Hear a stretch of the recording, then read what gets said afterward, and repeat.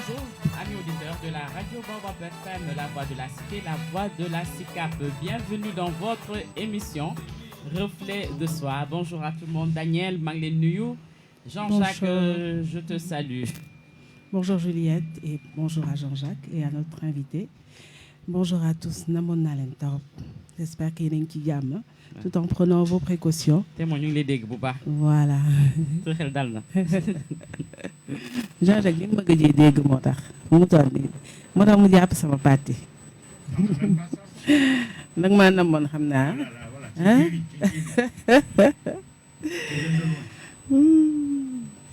Jean-Jacques. Ah déedéet nag yow tamit nag technicien. mu ngi dox de. Alain Sow, bonjour à toi. Georges Bolot tamit namoon naa leen yéen ñëpp. Essaye de saluer les auditeurs, on va voir. Ah, bon, je ne sais pas si les autres t'entendent. Hein? Ah, oui, Bon, nous avons auditeurs, nous assistant technique Georges Bolot, bonjour. Bonjour Alain Sow, à tous les auditeurs qui viennent de nous prendre en cours. Est-ce que vous recevez Jean-Jacques? Ah, Jean-Jacque, délégué de quartier Liberté 6, il faut ce micro. Il faut que moi voilà. Mais nous tout qui info yi wa. Voilà. Donc, ah non, non du tout, on t'entend pas, Jean-Jacques. Voilà, donc Georges Bolot, il avait ta nostalgie d'animaux, voilà, qui est revenu en pleine forme. Hein? Wow. Et également, hein, donc, comme vous l'avez remarqué, donc, nous avons le plaisir aujourd'hui de recevoir avec nous la présidente des Badianou Gor, Madame Diouf Fatou. Madame Diouf. Assalamu alaikum wa rahmatullah. Alaikum salam. maa ngi leen di fay di am contenté ci ñëw wuy si ci invitation bi. Parce que lépp luy dox ci suñu commune daf ñuy intéressé. Donc ñuy rafetlu invitation bi di nuyu mon petit frère Jacob. di leen nuyu yéen ñaari ñi nga xam ne yéen laa fi fekk. di wax alhamdulilah rabbil alamin. Santé yàlla bu baax merci beaucoup madame Diouf. léegi sa boss ma ngi dox voilà Jean-Jacques. dal ak jàmm yow tamit. Vraiment bienvenue à tout le monde ci émission bi Reflet de soi. Alors aujourd'hui particulièrement comme vous l'aurez remarqué, donc c'est une grande sœur, c'est vraiment celle qui dafa bokk ci ñi ma doon xaw a bàcc tuuti la. Aujourd'hui je suis heureux de voir que elle fait partie des Badianou Gor. Voilà, c'est la présidente. Ces femmes que je suis toujours en train de vouloir magnifier pour dire le travail qu'elles font aujourd'hui au jour le jour vraiment dans les quartiers. Et aujourd'hui on a l'occasion déjà de tomber sur elles et que ça commence aussi dans mon quartier d'origine. Liberté 6. Formation bi, toute ma formation sociale, je peux dire c'est là-bas que je l'ai faite, et même scolaire parce que j'étais à Olivier. Donc vraiment je te remercie d'avoir répondu à notre invitation. Merci. Et je dis merci aussi à ceux qui sont déjà connectés. Voilà, et on espère que tout le monde se porte bien, hein? Veillons les uns sur les autres parce que nous savons que nous traversons une période de crise sanitaire vraiment comment dirais-je catastrophique, hein? Oui, vraiment. Donc fait. il est bon de veiller les uns sur les autres vraiment, hein, tout en respectant les mesures barrières, hein, tout en sensibilisant. Donc c'est la raison pour laquelle pendant un bon moment, hein, pendant en tout cas cette semaine et voire la semaine prochaine, on va prendre le temps vraiment de sensibiliser. On aura des invités vraiment qui, comment dirais-je, qui sont là pour la sensibilisation et qui vont nous dire comment ils abattent ce travail. Donc, Madame Fatou Diouf, il y a présidente au Badianou Gor. Donc, je vous rappelle le numéro, hein, vous pouvez appeler pour participer au 33 868 60 26, 33 868 60 26. Et ceux qui voudraient nous joindre également via WhatsApp, 77 543 85 85. Et l'autre numéro que Jean-Jacques également va afficher. Wa diaspora bi ñu ngi nuyu ñëpp vraiment. Voilà. Donc Madame Diouf, yaay présidente Badianou Gor. Donc lan mooy seen rôle en tant que Badianou Gor ñu ngi leen di dégg am na ñu naan mais est-ce que suñu gox ñun am nañu Badianou Gor duñ leen gis ak yooyu comment ça se passe, quel est votre rôle en tant que Badianou Gor? waaw loolu dama ciy rafetlu tontu ci. Parce que Badianou Gor au début rôle am dafa nekkoon dans la santé de la reproduction. bi Badianou Gor di jóg loolu moo doon rôle am. Mais dem nañ ba ci biir ak situation yi ñu nekk. Badianou Gor léegi rôle am dafa yaatu. Parce que li tax ma ne rôle am dafa yaatu c'est parce que bàjjenu gox mi ngi ci ménage yi bàjjenu gox mi ngi ci sensibilisation ci vaccination xale yi bàjjenu gox mi ngi ci xale yi nga xam ne dañoo nekk ci beneen chemin boo xam ne du chemin bu baax bi parce que bàjjenu gox dafa bokk ci benn comité bu ñuy wax CILD muy comité interministériel de la lutte contre la drogue bàjjenu gox daf ci yëngatu bàjjenu gox mi ngi ci ànd ak waa AJS muy association des femmes juristes di leen sensibiliser pour mariage yi nga xam ne dañuy am mariage sans papier yooyu yëpp bàjjenu gox daf ciy dox di ci informer di ci sensibiliser jigéen ñi pour ñuy obligé ñuy mën di protéger seen ay mariage bàjjenu gox daal mi ngi ci lépp loo xam ne population bi wala communauté bi daf ko soxla rek bàjjenu gox bi mi ngi ci foofu di fa bay waaram kon bàjjenu gox rôlam dafa yaatu te gis nañ leen également on vous a plus senti également lors de crise la première crise bu ñu amoon bi yéen a doon toppatoo séddale denrées alimentaires yi ak yooyu léegi ci thème bi ñuy soxal tey vraiment mooy sensibilisation ci Covid bi gis nañu seen implication bu bëri bu baax sax ndax samedi rek maa ngi woon ci seen campagne de vaccination bi ngeen organisé au sein de Liberté 5 vraiment gis nañu vraiment ne toogu leen léegi naka ngeen di def comment se passe aujourd'hui sensibilisation bi lan mooy seen taxawaay exactement ci seen gox waaw ci gox bi li ci suñu taxawaay dinañu sensibiliser dinañ def ay VAD maanaam ay visite à domicile parce que dafa am nit ñoo xam ne dañu dëgër bopp léegi nag ñun ñooñu la ñuy seet pour mun leen a sensibiliser convaincre leen ba ñu xam ne maladie bi mi ngi fi existé na s'il le faut bu jaree ñu wan leen sax dinañ leen wan wala ñu expliquer leen mais anonymement duñ leen wax ne que diw am na mais dinañ leen wax ñun gis nañ ko am lii ak lii pour ñu mën a gëm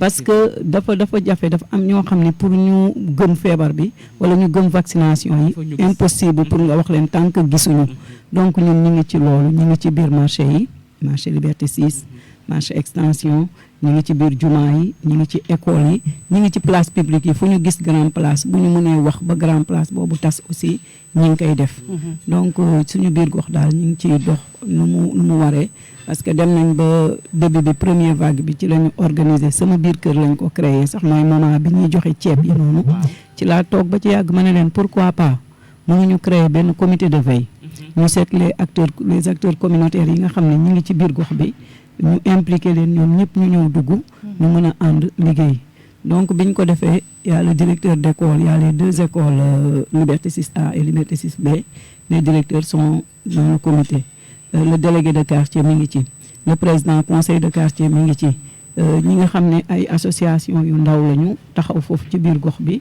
ñu gis ñuy def lu rafet fu si nekk jël nañ fa benn membre mu ñëw dugg ci comité boobu man ma diriger comité bi booy xool tous les vendredis duñ ci taay benn yoon depuis première vague bi ba léegi dañuy taxaw ci buntu jumaa ji góor ñi dañuy nekk ci biir ñun jigéen ñi ñu nekk ci biti di yore suñu ay masque ak suñu ay gel par nos propres moyens amaguñu ku ñu dimbale certes ay ñu ndaw ñu nekk ci biir association yi ñooy ñëw am seen tuuti kii jox ñu taxaw ci buntu yi ku ñëw amoo masque ñu jox la même ay basang sax dañ leen koy may pour que ñu laal parce que bëgguñu basang yi ñu koy bokkante dañuy am suñuy basang ku ñu may ne la yóbbul booy ñëwaat na nga andi ku amul basang doo dugg donc ñu ngi am taxawaay bu mat ci Liberté 6 Liberté 5 jumaa yooyu yëpp Liberté 4 di ko dox parce que ñun suñu responsable sanitaire responsabilité bi dafa situé diggante Liberté 4 Liberté 5 ak Liberté 6 voilà yéen a ngi def vraiment li naan liggéey bu baax bu rëy vraiment bu am solo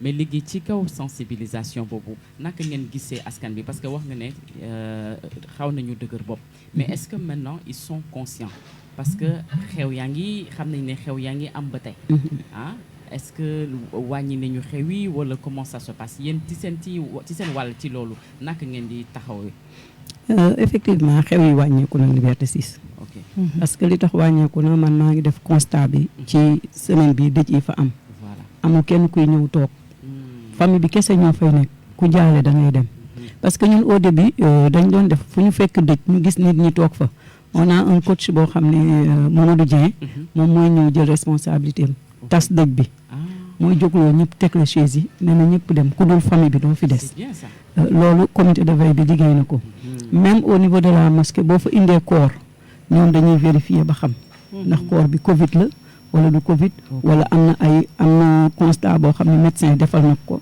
pour ñu mën a xam parce que il nous est arrivé une fois que ne am na benn koor bu fa ñëw xamuñu fu mu jógee ñu indi ko foofu mais bi ñu xoolee ni indiluñu benn papier bu boo xam ne mën nañu woon ne kii lii la bu valable ñoom xale góor yi dañ ko bañ parce que ñoom ñoo fa nekk ñooy sang néew yi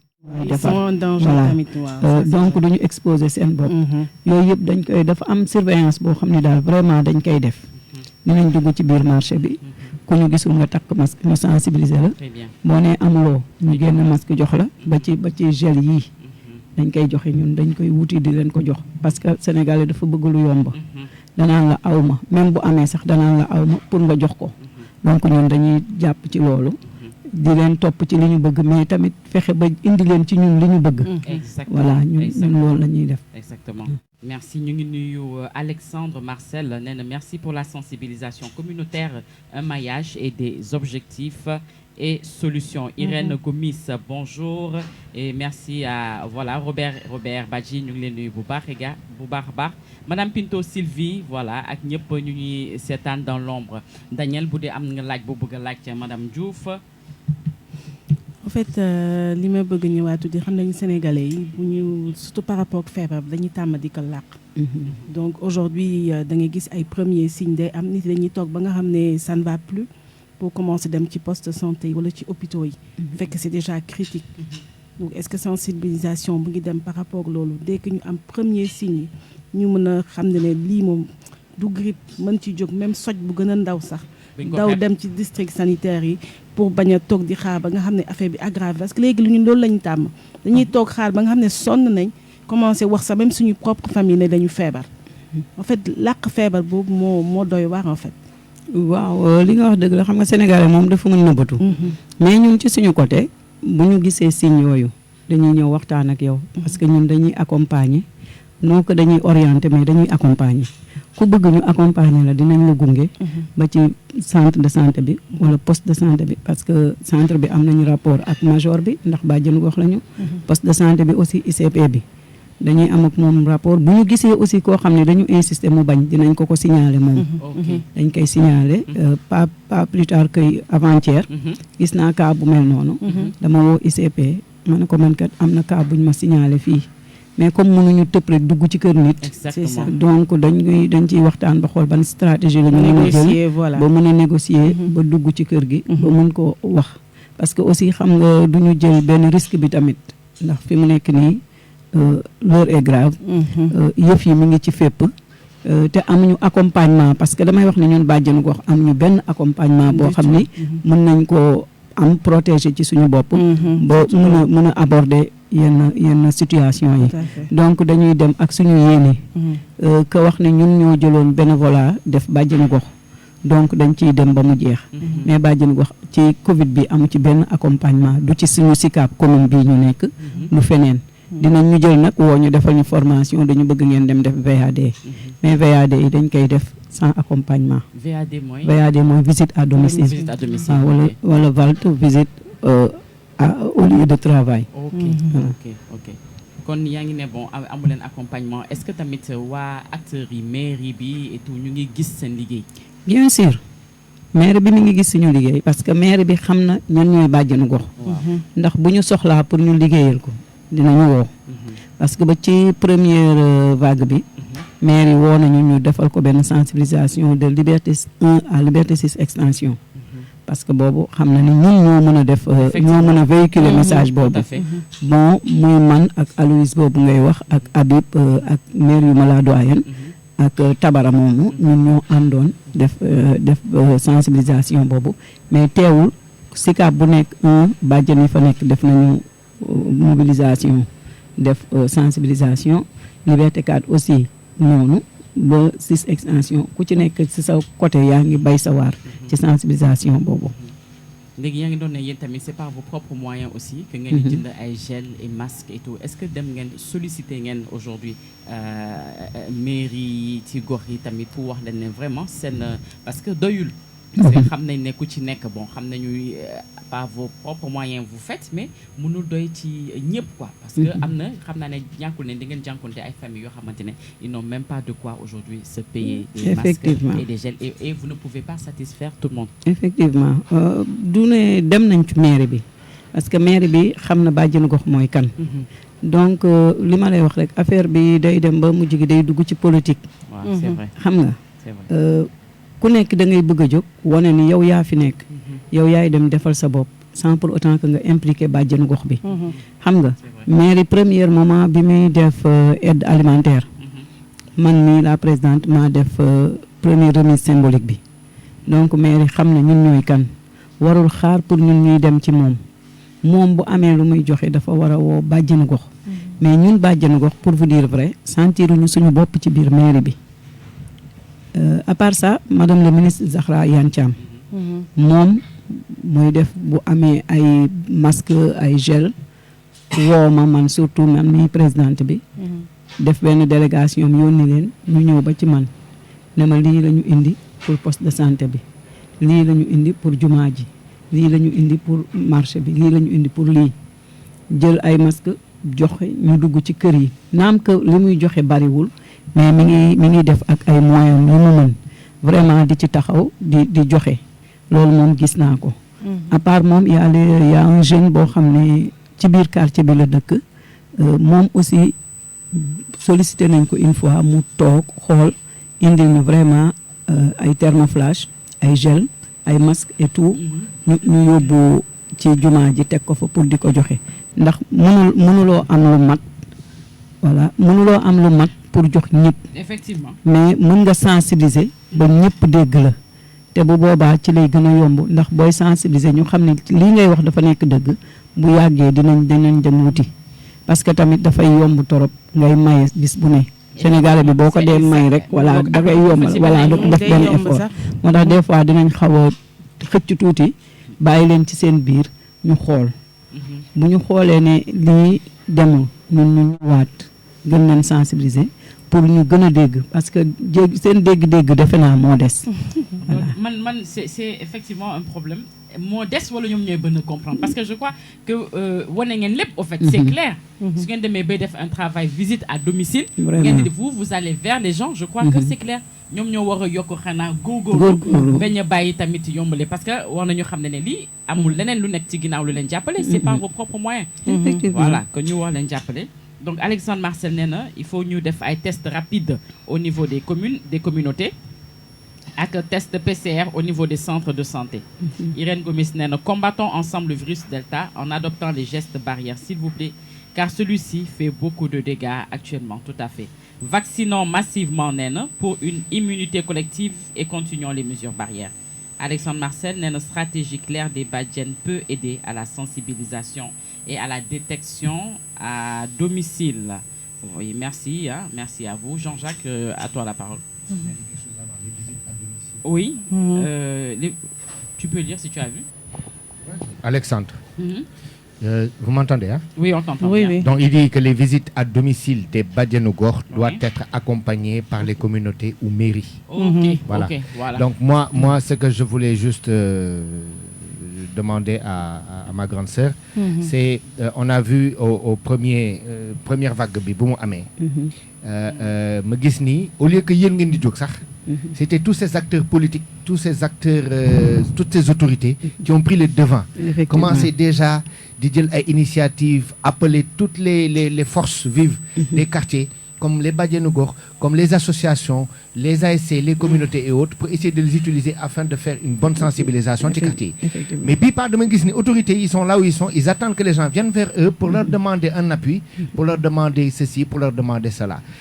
yow tey boo doon xool ci ak par rapport ak premier kii bi lan nga mën a tey laaj auprès des populations sans attendre quelque chose des autorités. Aujourd'hui ban message nga mën a lancer tey pour demander aux populations aujourd'hui de vous aider dans le travail que vous faites. Effectivement loolu biig ci guddi rek maa ngi ciy waxtaan ak sama groupe comité bi li ma ciy lancer rek mooy ñi ngi lancer population bi ñu ñëw jàpp ci côté matériel. ci côté force parce que y a les jeunes ñun dëgg la ñu ngi def lu ñu mën mais dañu nekk ay mag yoo xam ni du tout le temps la ñuy mën a bàyyi suñu kër. Exactement. dem nekk ci terrain bi. bon am na fi ay jeunes mën na ñëw nekk ay relais. y a des associations de jeunes yoo xam ne ñu ngi ci SICAP. man li ma bëgg mooy ñoom ñu jël seen propre responsabilité. xam ne affaire bi affaire ñëpp la.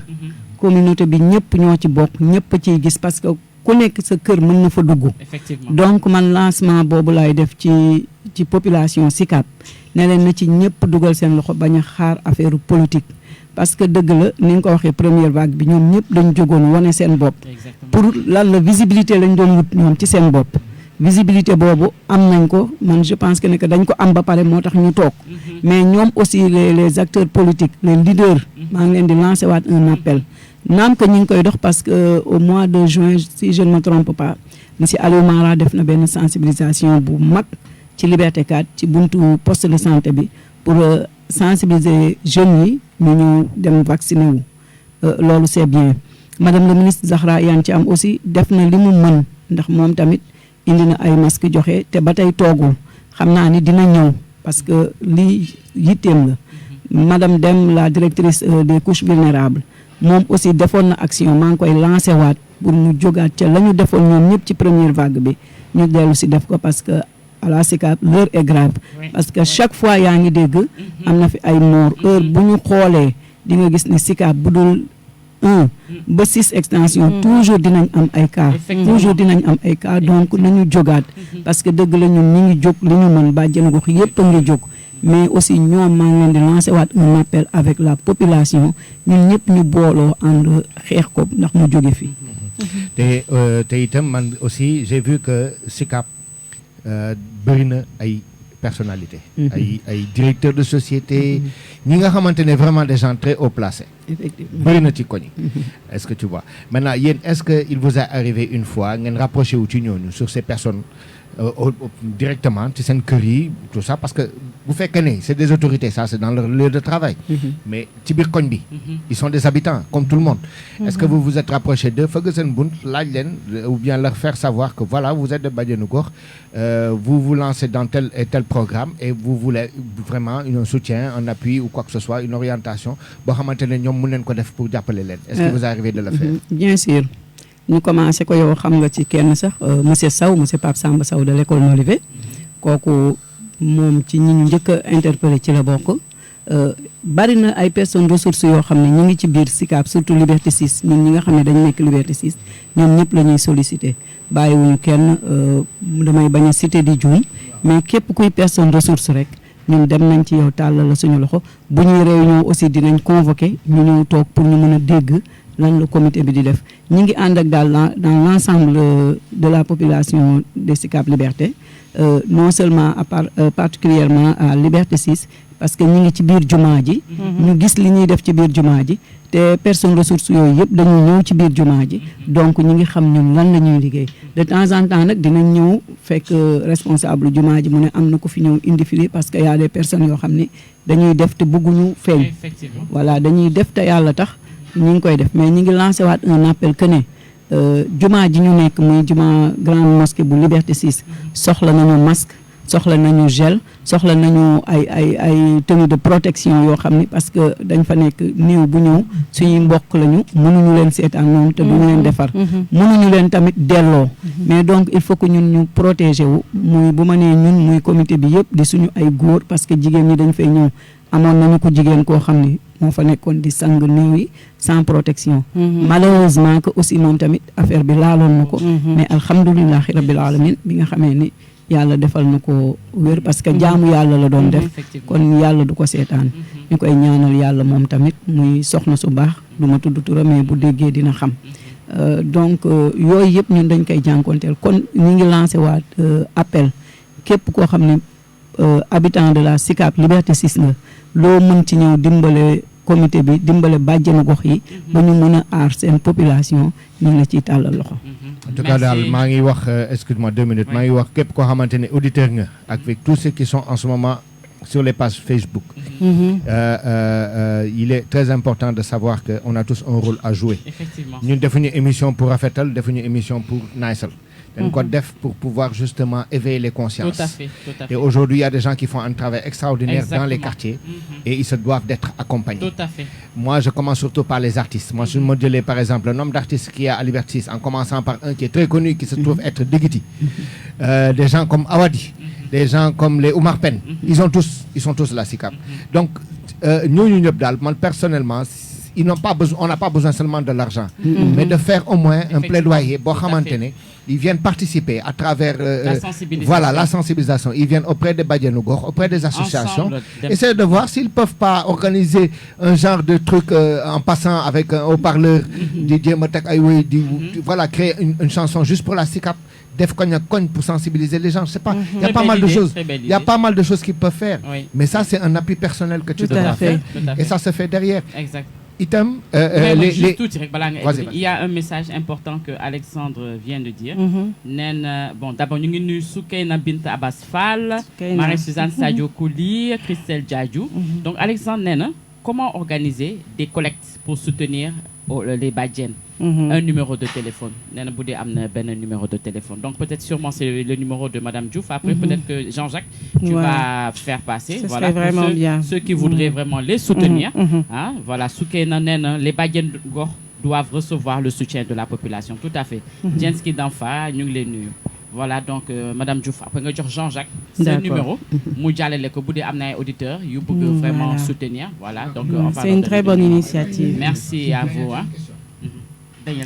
En fait, je voulais un peu revenir par rapport à ce que tu as dit tout à l'heure. Effectivement, dans les quartiers, il y a des gens, ils sont beaucoup plus aisés que certaines personnes par rapport aux médicaments. Il y a des gens qui sont malades, ils n'ont même pas de quoi s'acheter. Aujourd'hui, j'ai vu sur Facebook beaucoup de personnes aller pour faire demander des quêtes pour leur pour les ordonnances. Ils perfuser amuñu xaliss même pour faire perfusion. Au Sénégal,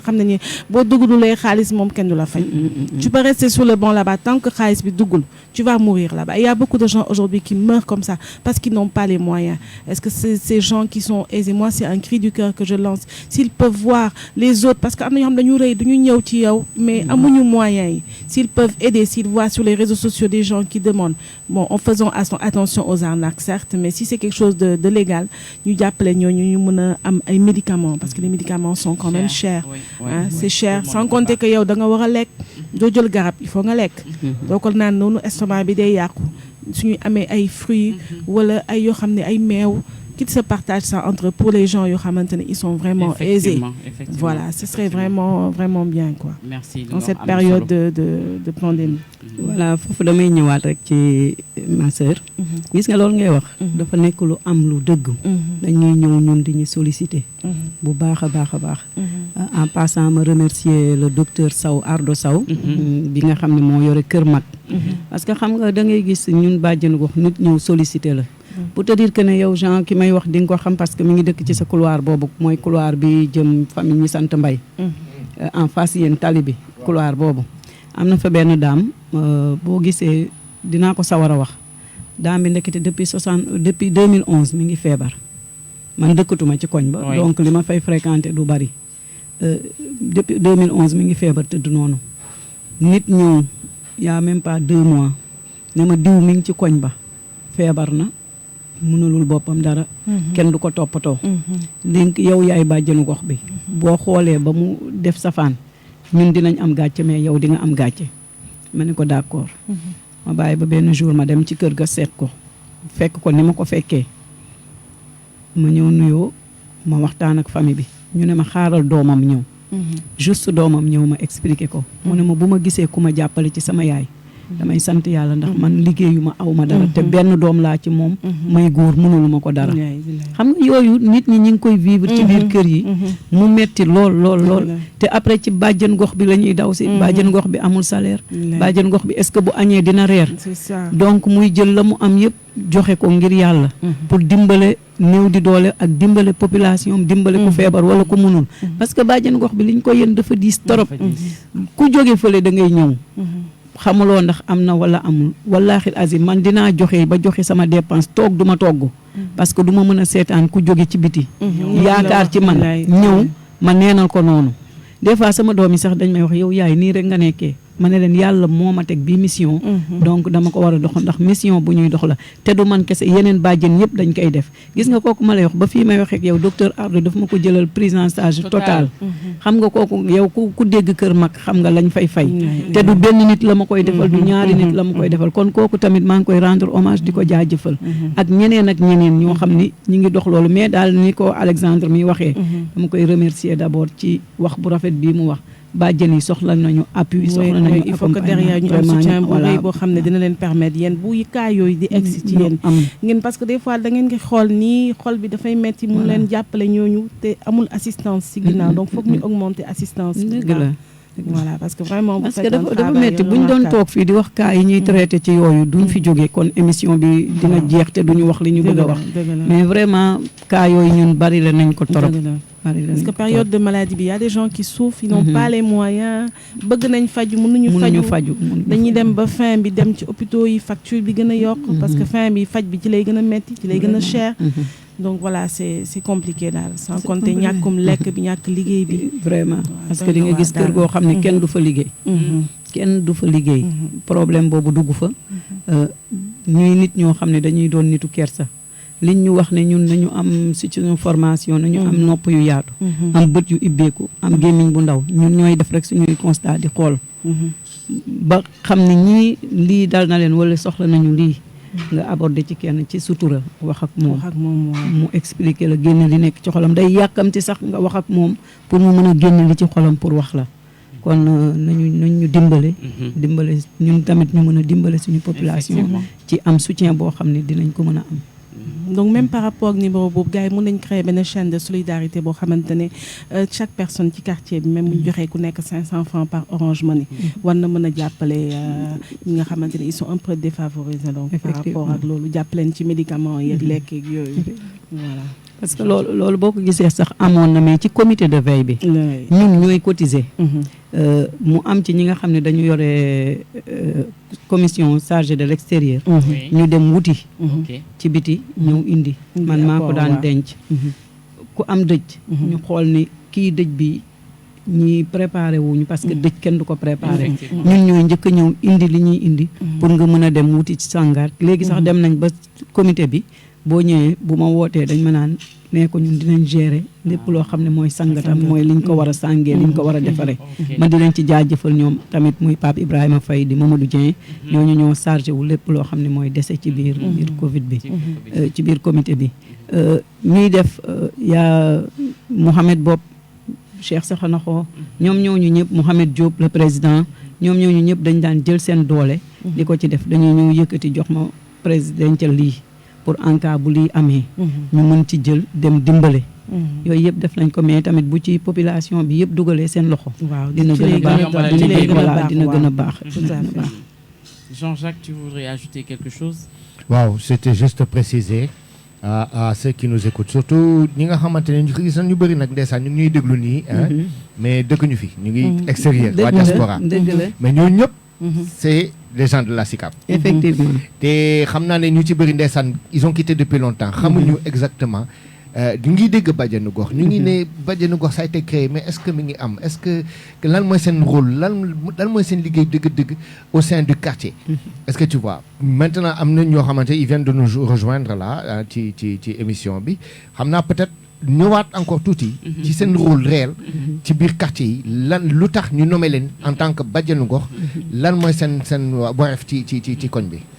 waaw foofu dinaa sawar Jean-Jacques pour tontu la fa parce que suñu rôle ci biir quartier bi ci biir dox bi nee naa ci sama début wax dama ne woon bàjjenu gox bi ñu koy former c'était uniquement pour la santé de la reproduction SR mooy ñi nga xam ne jigéen ñi nga xam ne dañu toll ci jur jigéen ñi nga xam ne dañuy jur ñu ànd ak ñoom di leen accompagner di leen sensibiliser pour lutter contre la mortalité juvéno-infantile mooy xeex ndeeteelu yaay ak doom ci buy wasin loolu moo doon suñu rôle ci début bàjjenu gox mais ñu dem ba nga xam ne population bi ci boppam ñoo soxla bàjjenu gox parce que da nga ci daan gis koo xam ne dina am problème am lu mu bëgg a génne du am kan la koy waxal donc day rapproché wu ci bàjjenu gox bi ba mun koo wax problème am mun koo wax soxlaam bàjjenu gox bi mun ci taxaw mun ko accompagner jàppale ko ci loolu ba problème yi mu am saafarawu ñu dem ba ci biir bàjjenu gox ñu fexe ba mu dugg ci biir kër yi di xool jafe-jafe yi nga xam ne moom la borom kër yi di am ñuy xool nu ñuy ànd ak ñoom saafara ko muy ci wàllu santé muy ci wàllu justice muy ci wàllu déclaration dès la naissance muy ci wàllu mariage précoce yi nga xam ne ñu ngi ko doon gis muy ci wàllu violence yi nga xam ne mi ngi am muy ci wàllu nu ñu koy waxee muy ci wàllu yu bari daal yoo xam ne dafa nekk ci biir askan wi nekk ci biir famille yi nekk ci biir kër yi nekk ci mbedd yi parce que nee naa la ku xool SICAP bu njëkk ba Jean-Jacques xam nga SICAP 76 ak SICAP léegi ni mu wutee danger yi fi nekk xale yi nga xam ni xawma par découragement la moo tax ñu dugg ci yenn situation yi ñun ñuy essayer pour waxtaan ak ñoom pour mun leen génn ci loolu mooy comité interministériel lutte contre la drogue boobu ma lay wax ne bàjjen yi ñu ngi ci ñi ngi xool xale yi ñu ngi dem ci école yi di waxtaan ak élèves yi di genre di organiser ay lu mel ni centre ado malgré que amuñu place buñ koy defee mais dinañ dem xool professeur économie familiale bi ñu wax ak moom ba mu mën a def benn cours boo xam ne bàjjenu gox bi dina ñëw taxaw waxtaan ak xale yi ñaax leen muy ñu góor ñi muy ñu jigéen ñi parce que booy xool ci école yi surtout suñu école yi kii yi dafa bari lool grossesse précoce yi dafa bari léegi ñun foog ñuy dem di waxtaan ak góor ñi di waxtaan ak jigéen ñi loolu mooy di nga xam ne ñun ñu ngi koy def ci biir SICAP di dimbale màgget yi les troisième âge aussi parce que da ngay gis troisième âge boo xam ne waa këram dañ koy bàyyi te troisième âge dafa jara toppatoo war nga ko jox mu naan parce que du la wax ni may ma naan du la wax ni jox ma lekk day toog fi mu toog rek bu fekkee ne waa kër ga nag dañu kii parce que li ma lay wax ni mooy lu ma gis dañuy obligé di fa dem toujours di waxtaan maam maroo naan même bu maroo naan sax dinañ ko may mu naan dinañ waxtaan ak moom yooyu yëpp boo ko gisee bu ma xamoon dañuy dugg foofu dinaa leen indil preuve yi nga xam ni ñun loolu yëpp ñu ngi koy dox parce que lu ñuy dox rek dañ koy nu ñu koy waxeeti dañ koy matérialiser wane ko ba nga xam ni lii bu ëllëgee ONG bu fi ñëw dinañ la woon ne ñun lii la ñuy liggéey wala lii la ñuy def parce que pas mal des ONG yoo xam ne man liggéey naa ak ñoom ci côté yu bari ci wàllu communauté bi. Ok. Merci en tout cas donc Jenski Danfa nee na loolu la bëggoo xam sax donc Jean-Jacques nga jiitu ko ci et donc nee na comment est nommé benn bàjjenu gox. waaw bàjjenu gox nag dañ koy xool ci cité bi xool moom ndax am na benn écoute boo xam ne population bi dinañ ko dégg. parce que man biñ may jël bàjjenu gox. Je suis la présidente de l'association des épouses militaires. Donc, je fais partie de la famille militaire. Bon, ñu gis ma may yëngatu ci lu bari ci SICAP bi parce que man 76 laa fi dëkk boobu doonuma sax jabaru militaire. te boobu Jean-Jacques mi ngi nii j'étais trop jeune. mais toujours li ma daan def mooy di organiser pour nit ñi di daje. parce que bokkoon naa ci benn équipe bu football boo xam ne ñu koy wax gazelle de la municipalité. donc toujours dama daan bëgg def rassemblement toujours maa ngi woote kaay leen ñu daje réunion ñu waxtaan dafa dem ba sama ay doom sax am na ñu ma ci jël ñu ngi organiser rek ay association ay daje bon ci noonu dañuy xool caractère yooyu xool yow population bi nga dëkk ndax am nga fa benn crédibilité bi ñu jël la soit que dañuy dem ci daayira yi ñu laajte dinañ dem ci mosquée bi aussi laajte ndax yaa ngi fay dugg ndax yaa ngi am yenn jaxasoo yi ak nit ñi voilà pour que yow buñ la jëlee booy joxe sa message nit ñi dinañ la mën a dégg voilà ndax am nañu écoute boobu ci yow loolu ci caractère yi nga xam ni dafa bokk ci bàjjenu gox loolu am na. léegi kan moo leen di nommé délégué de quartier yi la wala. non dangay ñoom xëy na district bi.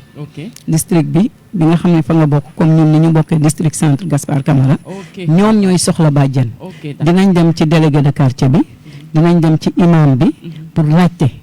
suñu laajtee ñoom dinañ leen wax diw mii de boo leen ko jëloon suñu xel dina dal ni dina liggéey bi ngeen ko sant parce que ba boo koy xool ci joxe ceeb bi ñu doon joxe ci première vague bi sama kër lañ defee pendant 3 mois délégué de quartier bi sax boo demee këram mën a la demal kër bàjjen gox bi kon bàjjen gox am na solo torop ci biir gox bi.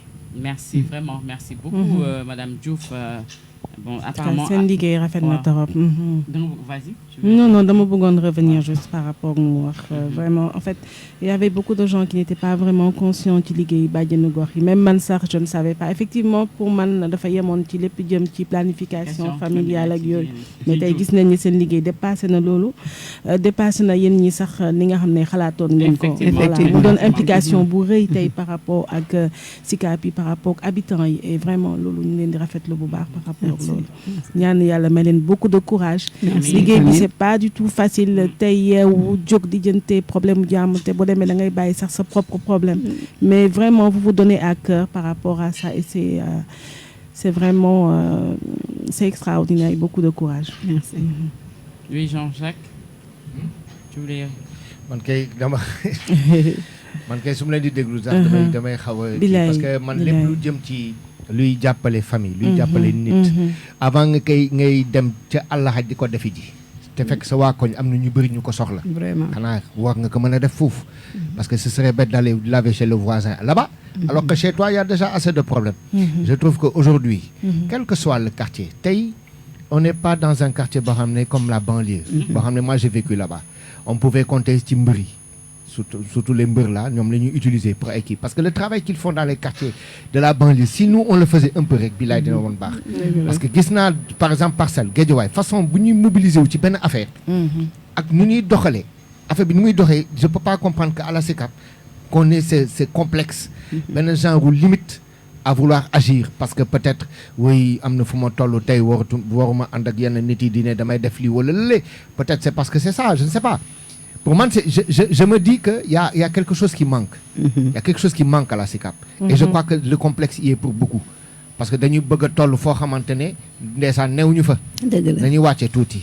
xaw a am humilité. dëgg la xaw a am tuuti engagement. ci lépp lu ñuy def auprès de sa communauté. léegi benn laaj bi ma lay laaj parce que loolu dafa am solo gis nañu aussi ci quartier yi. dina am ay daara. dina am communauté catholique. Les jeunes catholiques communauté des adultes ak ñoom seen comme Liberté 6 par exemple. tey lan la ñoo ci diggante bi diggante corona bi presque parce que corona bi moo ñu tax a waxtaan tey. lan la ñu jot a def ak yéen ci liggéey bi. est-ce que jot nañu agir ak yéen wala quoi que ce soit. loolu moom dama koy rafetlu parce que ni nga ko waxee communauté catholique yi. dinaay waxtaan ak ñoom sama ay nit la ñu commencé ko par. le délégué waaw le capitaine Georges Barthélemy waaw dinañ di liggéey ensemble mais ci côté bourse familiale lañ doon liggéey am na ñu nekk Liberté 6 ci kaw ñoom madame Diouf waaw ñoom aussi ci ceeb bi liggéey naa ak ñoom parce que bi may def dama bëgg ku nekk sentir sa bopp ci biir. Tout à fait. ku nekk moom madame Diouf dama ko tegoon comme point focal may indil ñi nga xam ne ci côté boobu mu dëkk néew di doole la ñu soxla nañu jox aussi noonu lépp lu ñuy def dama koy woo commandant tel y a aussi Prosper moom aussi mi ngi ci biir comité bi Prosper Diatta donc ñun dañoo jaxasoo mais xam nga luy suñu problème Jean Liberté 6 dama ne man nit ñi dañu rëy parce que man dama naan li ma bokk du ma xaar ku ma ci woo damay ñëw buñ ma woowee damay ñëw buñ ma woowul damay ñëw mais pour que nga toog sa kër di xaar ne dañ la war a woo kon duñu mës a avancer parce que man bi may jóg di dem xaaruma ku ma ne kaay yow yaay man maa toog sama kër jël sama téléphone ak les 3 bàjjen yi ma nekkal mais leen pourquoi pas mënuñu créer benn affaire boo xam ne ñëpp dañ ciy dugg effectivement mais biñ koy commencé dañu def benn bureau restreint ne comme dañu nekk ci problème Covid te bëgguñu dajaloo bi nañ ko def quelques 9 personnes ñu commencé ko ci loolu mais xam nga allô oui Juliette oui bonjour bonjour Adonan. Bonjour à tous, bonjour, bonjour. Dani, bonjour JJP, le grand technicien. Et est-ce que tu... Merci. Tu as touché le fil, on t'a pas entendu. Attends, tu dis? Allô? Allô? On t'entend pas, Adonan. Ah, ok, d'accord. Garde la ligne. Oui. Donc, elle était en train de dire quelque chose d'important. On ne t'entend pas. Tu entends? Il y a une petite masse là. Est-ce que Ah tu non, peux non, vas-y, rappeler? parle pour voir. Non, c'est faible. Il y a une masse. Mais tout à l'heure... Allô? Voilà, oui, là c'est bon, oui, on t'entend. Oui, Adono. Allô? Oui, c'est bon. Il y a un problème technique là. Oui, c'est bon. Non, c'est bon, on t'entend. Allô? Oui, on t'entend bien. Je suis en direct. Allô? On Allô? t'entend. Oui, tu es en direct, Adono. Adono. Bon, apparemment, il ne nous Adono, entend pas. bonne qui voulait nga wax ñu ko. Su nekkoon différé moom duñ la fi tek. Allô? Tu es en direct. Adono. Dis-lui de rappeler. Apparemment, il ne nous Adono. entend pas. Il a pas déjeuné, na dem ndékki ba ñëw mu Il a ñëwaat. raccroché. Oui, Madame Diouf. Ndékki Voilà. matul. Da nga doon wax lu am solo. tout à l'heure. waaw mais ma revenir tuuti ci Georges mi ngi laajte Voilà. voilà mi ngi laajte ndax il nous arrive de faire des réunions de synthèse entre nous pour mettre au devant ce qui est le plus important à vos yeux pour la population. Effectivement ñun bàjjenu gox dañuy dañuy def ay réunions tous les mois sax dañuy def synthèse def rapport mensuel boo xam ne dañ koy déposer au niveau du district centre. Tous les mois. Chaque le 30 dañuy def suñu rapport. dañuy toog ñun ñëpp autour d'une table ñu xool bàjjen yi ku ci nekk lan nga liggéey durant le mois. ñu xool ku nekk ñu synthétiser ko. def ko rapport bàjjen bu nekk dafay am rapport mensuel am. buñ ko defee ba pare ICP moo koy xool signé ko cacheté ko. ñu yónnee ko au niveau du district wane bàjjen bi lii la liggéey ci mois bi ci population bi bu dee ci wàllu vaccination bu dee ci wàllu CPN bu dee ci wàllu maladie des enfants bu dee ci médecine générale. ñi ñu fa orienté ñi ñu informé ñi ñu sensibiliser lépp dañ koy capitaliser. def ko rapport. yónnee ko tous les mois moom bàjjen yi dañuy daje. vraiment ku ci nekk gox bi nga nekk di nga daje ji ak sa ICP ngeen toog ngeen waxtaan. ku nekk wax li nga liggéey. ñu defar ko. on a des fiches de synthèse. Maintenant benn question la am parce que xam naa ne moom. Généralement délégué yi ak ñenn gars yi duñ ci bëgg a tontu. boobu dama ci savoir parce que au moins yow tu es dans le milieu et je sais que tu vas pas me tromper par rapport à tu vas pas me dire autre chose. ma xam question la question elle est très simple. Est-ce que le conseil de quartier ñu ngi tenir dans les quartiers? Parce que loolu tamit c'est très important. Mais j'ai pas l'impression. Maintenant est-ce que ça se tient? xam nga mooy li ma lay wax parce que man maa ngi ci conseil de quartier bi nee naa la bàjjenu gox dafay nekk ci mutuelle de santé lépp loo xam ne mi ngi ci gox bi rek bàjjenu gox dafa am wàll. conseil de quartier bi mi ngi dox parce que li tax ma ne la mi ngi dox ñun ñi ci nekk de ñu ngi koy doxal mais population bi ñoo dul génn pour wuy ji li ma la wax léegi. xam nga man li ma bokk du ma xaar ñu ma ciy woo. Effectivement. du fait que dinañ taxaw ci jàkka ji ñu ne am na réunion gis nga conseil de quartier boobu couche yëpp ñoo ci nekk communauté chrétienne bi mi ngi ci biir. jumaa ji mi ngi ci biir délégué de quartier bi mi ngi ci biir association de jeunes yi ñëpp ñu ngi ci biir conseil de quartier bi parce que bu ñuy jël conseil de quartier dañuy xool les personnes ressources te Liberté 6 bari na personnes ressources bari na association donc bu ñuy teg conseil de quartier muy conseil de quartier yëpp nag ñooñu ma la cité ñëpp dañuy nekk ci biir donc xëy na message bi moo dul dem ni mu war a demee parce que tamit moyens yi amul dañu teg conseil de quartier sans accompagnement. Donc mënul dem man damay yërëm sax Mouhamed Diop moomu parce que mooy président conseil de quartier bi mais lépp lu ñu war a def ci social ci conseil de quartier bi ci poche am lay jóge amul cotisation amul dara lépp lu ñuy def dama koy woo président lii war na parce que man maa yor commission sociale ak santé. Donc lépp ci man lay ñëwaat ci man demande yi ci man lay ñëw moom sax daf ma koy wax daf may wax bàjjen yow yaa ngi defal nit ñi social te yow kenn ëpp la social yaa gën a sonn ñëpp ma ne ko mais lii mission boo xam ne la moo wàcc ci man donc damay fàtte man sama social di dox socialu doomu aadama yi ndax loolu la ma yàlla jagleel.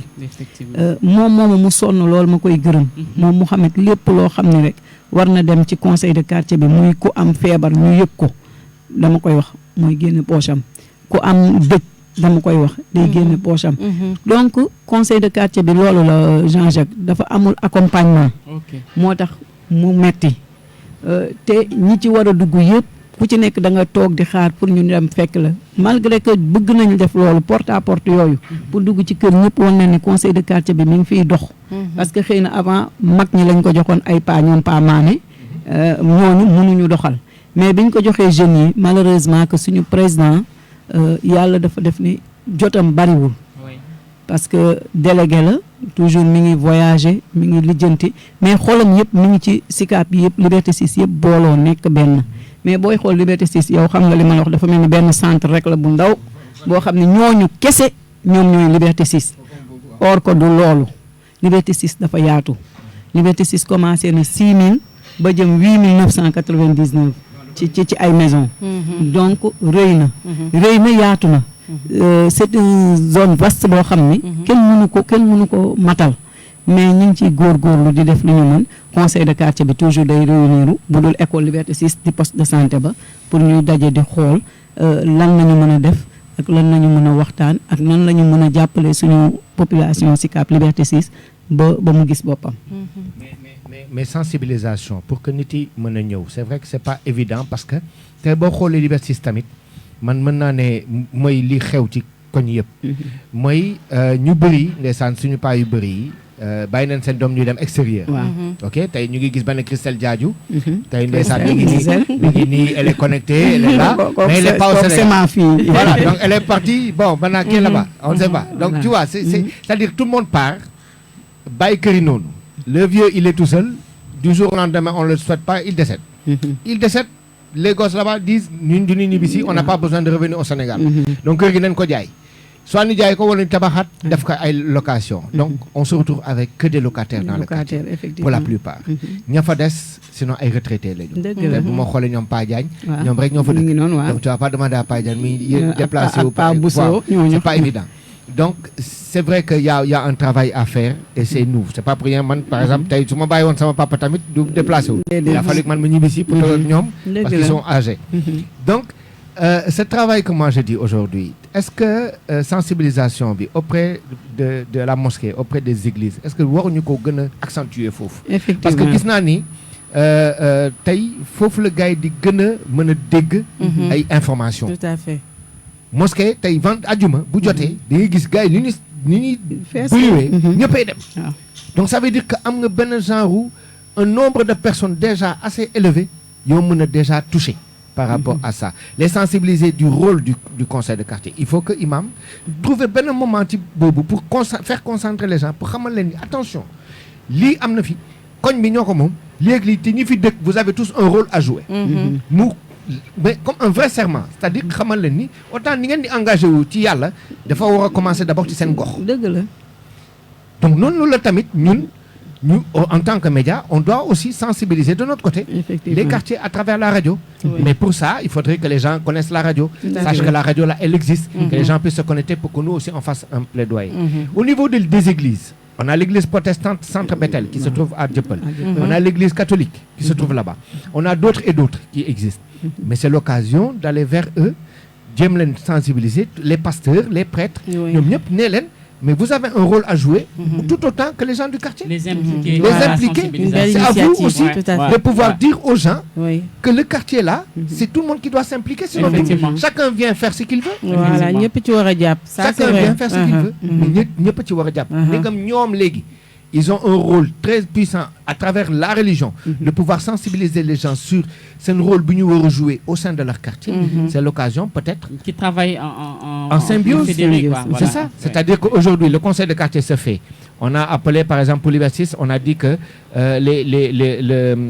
l'imam il va assister au conseil de quartier. Effectivement. Mais allez chercher les sœurs de Liberté 6 qui sont à deux pas. Si on implique les sœurs, parce qu'elles sont là depuis combien d'années? Nous on les a trouvées là. Nous ne pouvons pas faire que faux. C'est ça. Donc elles ont aussi un mot à dire sur ce qui se fait dans le quartier. Parce que cette salle, c'est pas pourtant salle Bob le gars est utilisé pour mariage, pour utiliser pour les soirées. Donc elles ont un mot à dire. Elles doivent au moins avoir une représentante qui vient au conseil de quartier pour qu'elle puisse transmettre cela au niveau de l'église. Tout à fait. Que ouais, l'église au niveau de Liberté, voilà ce qui se tient. Voilà. Mais enfin, moi c'est une idée que je non, idée boobu rafet na mais mooy li ma la wax gis nga ci conseil de quartier bi dañ ci dugal ñëpp moom laa la wax léegi ci début bi xam nga yaa Beka.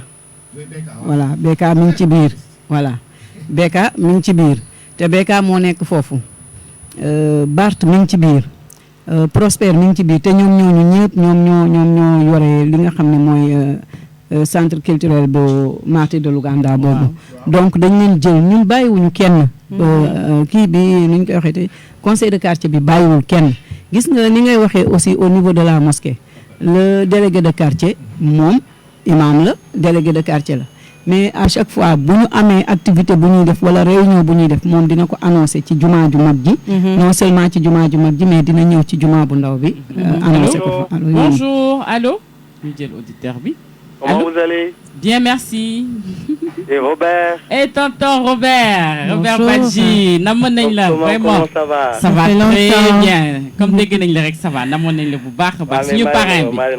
Comment tu vas? Ça va, je vais très bien. Tu as la forme. Alors, aujourd'hui, je n'entre pas forcément pour faire comment dire, un témoignage ou quoi que ce soit, mais j'ai plutôt une question. Oui. Donc, d'abord, je remercie Madame Diouf donc, pour le travail excellent qu'ils font. Donc, aujourd'hui, je me sens très concerné. J'entends beaucoup de noms qui gravitent autour de moi. Parce que... Degna Tonton Diagne, Degna Monsieur Bouto, Degna Bega, Degna Ross. Donc, vraiment, je me sens concerné et tout. Tout à fait. Et donc, effectivement, je sais qu'aussi, ils font beaucoup de bonnes choses dans ce quartier-là. Et ça, on le remercie pour ça. Mais quand même, je vais poser une question. Je vais prendre un peu la balle au rebond, comme on dit. Oui. En sa qualité aussi, comme nous l'avons dit, beaucoup de qui de quartier, conseil de quartier. Comment dire, comment on appelle ça, délégué, comment on appelle conseil, le comité. Conseil de quartier. Voilà, conseil de quartier. Dont on parlait tout à l'heure. Oui. Alors, moi, j'aimerais juste, comme la dernière fois, les problèmes comme Biki. Suñu grand frère Jean-Jacques rencontré longtemps et le passé avec les problèmes des moutons là. Est-ce que quand il y a ces choses là, est-ce que déjà conseil de quartier bi est-ce que day jël ay matukaay déjà pour affaire yi buy ñëw location yi pour xar yi après l'état dans lesquels est-ce qu'ils ont discuté et est-ce que quand il y a des problèmes comme ça est-ce que le conseil de quartier s'en saisit et en général nous pouvons gérer quoi. J'aimerais bien un peu savoir, en tout cas spécifiquement pour ce problème-là dont on avait parlé la dernière fois. Voilà, merci beaucoup. Ok, merci Robert. En fait, ce qui s'est passé, c'est mon buntu kër xam nga xar yi ñu ngi foon. Voilà. Donc li xewoon mooy gars yi bi ñu xasee ba jour tabaski bi ci 7h du matin ñoom ñëpp a dem. mais ñu bàyyi fa benn salte boo xamante ne mar de taan. gis naa ko te ñun xam man moom presque guddi du ma woon nelaw. parce que xet bi yëpp j'étais très fatigué di xalaat paa bi ak mère bi. ak yeneen paa yi dëkk tout autour de moi aussi. poussière bi ak ngelaw bi ni muy duggee ci kër yi dafa graawoon. déjà ak crise sanitaire bi ñuy. déjà bu ñuy lutter donc ci la ne lu xew. Qu'est-ce qui se passe? Quand on va nettoyer, non, c'est le maire qui doit venir. Maire, ils sont pas au courant de quoi que ce soit. Après, non, il y a ils cotisé sen bir pour faire UCG pour nous nettoyer. UCG non, nous vendredi. Après nous samedi. Man avant mais nek di xaar ay autorités yak ki yoyu, c'est la juste initiative bop ma xey le matin, madame balik sama côté bobu yépp. Heureusement ñom Tidiane ñom Sarak bi Elage, ñom ñep ñow fekk ma fa jàppale ma ci. est-ce que gis mais question bu muy poser mooy lu mel nii bu ñu naree ñëw autoriser par exemple ñu teg. kan moo koy autoriser naka lay demee ba après par la suite kan mooy toppatoo nettoyage bi parce que ba léegi des na. ba léegi des na et loolu yëpp c'est nous les populations qui sont dans l'USS qui en pâtissons. Effectivement. Donc kan moo war a toppatoo loolu. pour que la prochaine fois ñu mën a éviter loolu. Est-ce que ça fera l'objet d'un conseil de quartier pour en discuter? Voilà, comment on va toppatoo loolu parce qu'il faut que le chef de quartier aussi ait son mot à dire. xam nga loolu mairie bi la parce que mairie bi moom mooy joxe place yi foofu. mooy joxe autorisation pour nga teg fa. ndax conseil de quartier je ne dis pas que ne que du nekk ci lépp au courant mais am na yoo xam ne pour te dire que nii ñu la ko defee sa bootu kër. noonu lañ ma ko defee man ci sama terrain agression boobu gis nga fa mujj gi sama doom kese moo fa doon jaay xar ak beneen moroomam mais ñu toog mu am benn camion bu ñëw gaare xale yi ne ko doo ko fi wàcce kan moo la fi jox autorisation mu ne moom ki ko fi jox lay xaar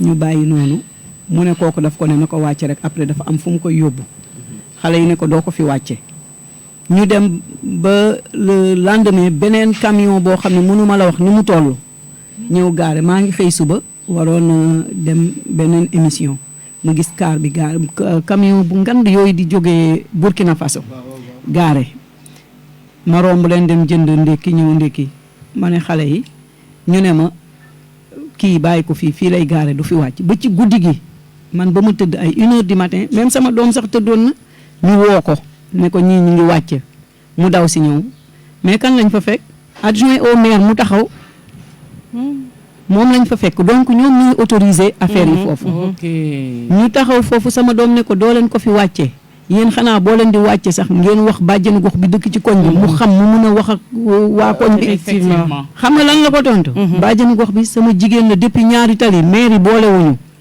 sama doom bi dafa dëgër bopp ne ko bu leen yàlla boole woon ca kaw sax fii doo ko fi wàcce mais il a fallu que ñu négocier ba ñu wàcce fa xar yi mais ban kii lañ ko tegal bu ñuy paree tey jouru tabaski fii yëpp ngeen fii jóg te da ngeen di bale ba mu set nettoyé te effectivement noonu la ñu nettoyé mais li dem ci côté terrain ba man ci sama dégg fekkewu ma gisuma nag yàlla rek moo tax may wax te conseil de quartier aussi woowu ma wax ma xam naa ne ni ma ñàkkee yëg noonu la ñàkkee yëg yéen seen waa koñ boobu ñoo doon dagg terrain bi seen waa koñ ñoo doon dagg terrain bi am na koo xam ne yéen a jàkkaarloo kër ci ñi doon dagg terrain bi ci la bokk di joxe ñuy def seen poche am na yeneen xale xam nga am na yeneen xale donc yéen seen koñ boobu ñooñu ñoo def loolu.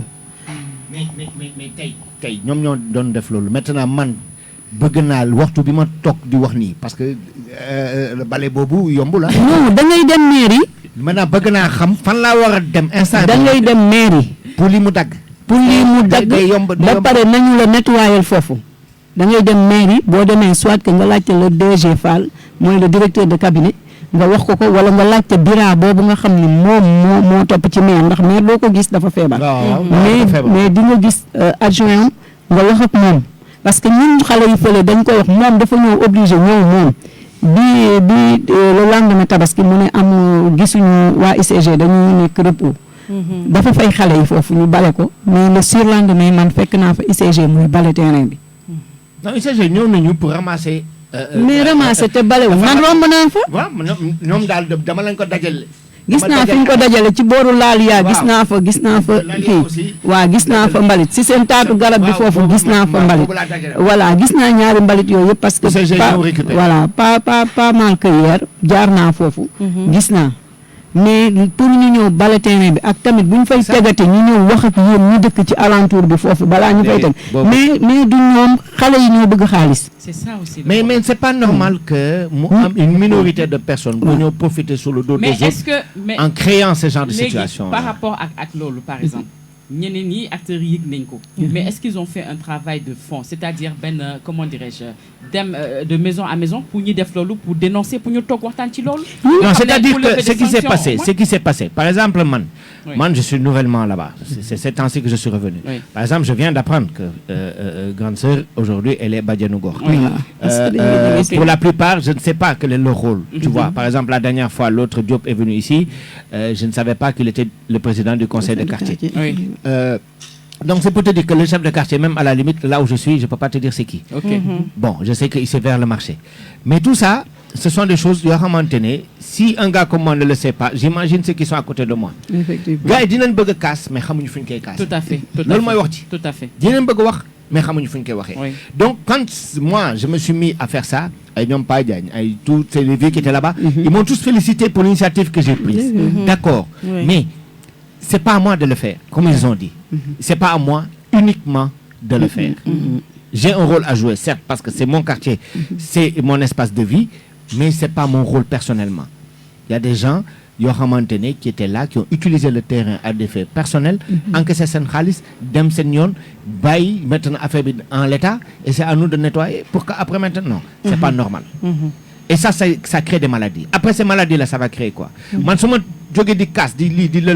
Il faudra que maintenant une badiane nous gorgne di ma ba pour ne non graoul nen xol naka lañ koy organiser naka lañ non si c'est maintenant moi je dis en tout cas l'année prochaine xawma kan waye du sama buntu ko lañu wacc xar ça mom awma mairie awma président de la république sama buntu kër xar dootu fa am. Voilà gis nga donc c'est pour te dire. Voilà. Déjà d'ici foofu sax d'ici boobu je vais bien me faire connaître dans le quartier parce que je crois qu'on a oublié qui j'étais. Voilà déjà dans le quartier moom. Justement xam nga wax nga lu am solo. s'il y a des jeunes comme vous comme ça qui sont engagés comme elle a dit ñoom peut-être ñoom la ñuy teg noonu mais aujourd'hui c'est tout le monde qui doit s'impliquer. Mais tu sais tu ne peux pas aussi comme ça mënoo du jour au lendemain xam nga la dernière fois loolu laa laaj Mohamed. ma dama ko laaj. Liberté 6 kan mooy bàjjenu gox. Il m'a donné des noms mais moi je ne savais pas. Je ne savais pas. Aujourd'hui je sais que c'est elle mais mon problème il est réglé. Non mon problème il est réglé. Parce que je sais que elle me connaissant.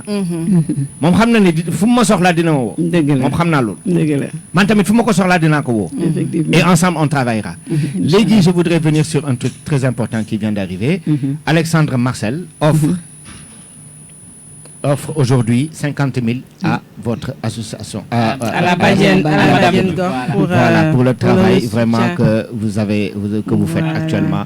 Au niveau, donc il va à partir de ton numéro, il va te l'envoyer par Wave. Ce numéro. Donc c'est déjà, et vraiment on te remercie. On te remercie. Vraiment c'est un engagement. Voilà, je ne sais pas Alexandre où est-ce que tu habites et si tu as de la famille ici à la SICAP. Mais si tu as de la famille à la SICAP, incite aussi ta famille.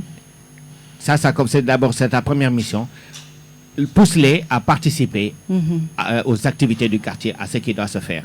Qui commence par le voisinage, qui commence à côté. Parce qu'il est important de savoir notre voisin qui il est.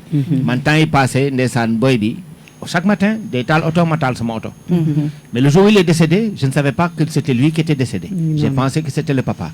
On ne se connaît pas à part dire bonjour et au revoir. ñoo daan de même mur te xaw ma ko. loolu rafetul xam nga. nga gis gaañu na ma gis ñëpp fees foofu. J'étais mal à l'aise parce que xaw ma leen. dëgg la. Et j'ai fait 1 an. J'ai vu que mes parents aussi bon miinu leen noonu. Donc c'était un blocage.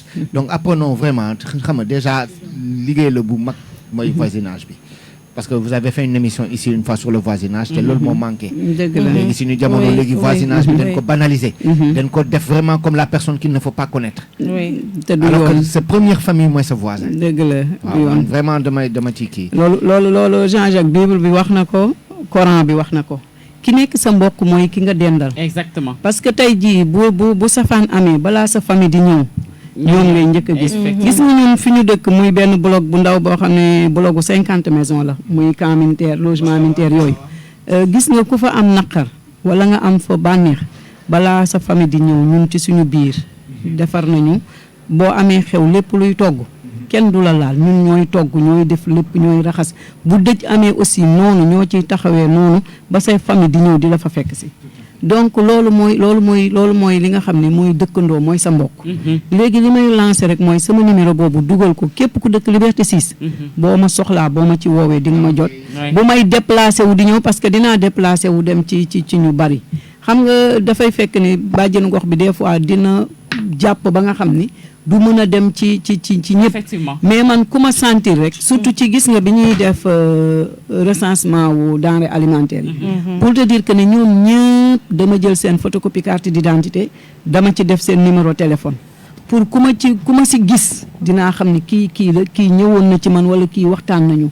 communauté bu nekk tamit dama lay wax ne la bëgg naa la ñëw seet ñu waxtaan. parce que bëgg naa ku nekk xam sa bàjjenu gox mooy kan. du fait que man dama commencé ci Macarena bi.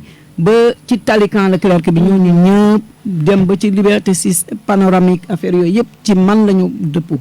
muy bàjjen bu nekk ci ni nga koy waxee ci daara alxuraan yi aussi bàjjen bu nekk am na benn daara boo xam ne yaa koy parrainé yow yaay taalibe yi foofu bu ñu feebaree. yow yaa leen di jël dañu leen wutal ay cahier yoo xam ne mi ngi ci poste de santé bi. taalibe bu ci feebar ñu xam ne kii. taalibe bi ci daara sàngam la nekk. mais malheureusement que ni daara yi ñu ngi fay wàññeeku parce que dañuy ñëw rek ñu abal leen kër ñu dëkk bu borom kër gi soxlaa ñu jël am naa ñaari daara yoo xam ni toxu nañu. am naa benn daara laa fa dese kooku moom këram mi ngi ci wetu Nolivé en face Nolivé noonu. à part loolu mooy ki nekk ci parking bi paa yi di toog noonu ci kii bi waaw voilà foofu kooku aussi moom moo am këram foofu def daara. mais daal wax dëgg yàlla bàjjenu gox yi ñu ngi liggéey bu baax a baax. mais yéen bàjjenu gox yi tey boo xoolee ci SICAP la n'est-ce pas. mais yow en tant que présidente c'est SICAP Liberté wala da nga ci boole jëppal. non comme ni ma la ko waxee ci début bi dañoo am 7 communes. ok waaw commune bu nekk dafay am benn présidente bàjjen gox. d'accord comme fii ngay gis nii cité Kër Gorgui Baobab Mermoz ñoom ñëpp am nañ kenn mairie Barthélemy am nañ seen présidente muy Véronique Diouf. mi ngi ci poste de santé bu Sacré-Cœur bi fii. ah bon lay nekk Véro waaw Véronique Diouf mi ngi foofu. Derklé maire Ndeye Coumba Wade moo fa nekk. tout à fait comme présidente. Grand Dakar Nassira Diop moo fa nekk comme présidente malgré que suñu présidente nationale mi ngi dëkk foofu. waaw mais Nassira moo fa nekk comme présidente commune bi foofu. amitié Fann amitié Fann amitié ak Ridis. ñuy wax Marie Cissé. moo fa nekk waaw Marie Cissé. Anne Bel-Air ku ñuy wax Mbathie Diop moo fa nekk.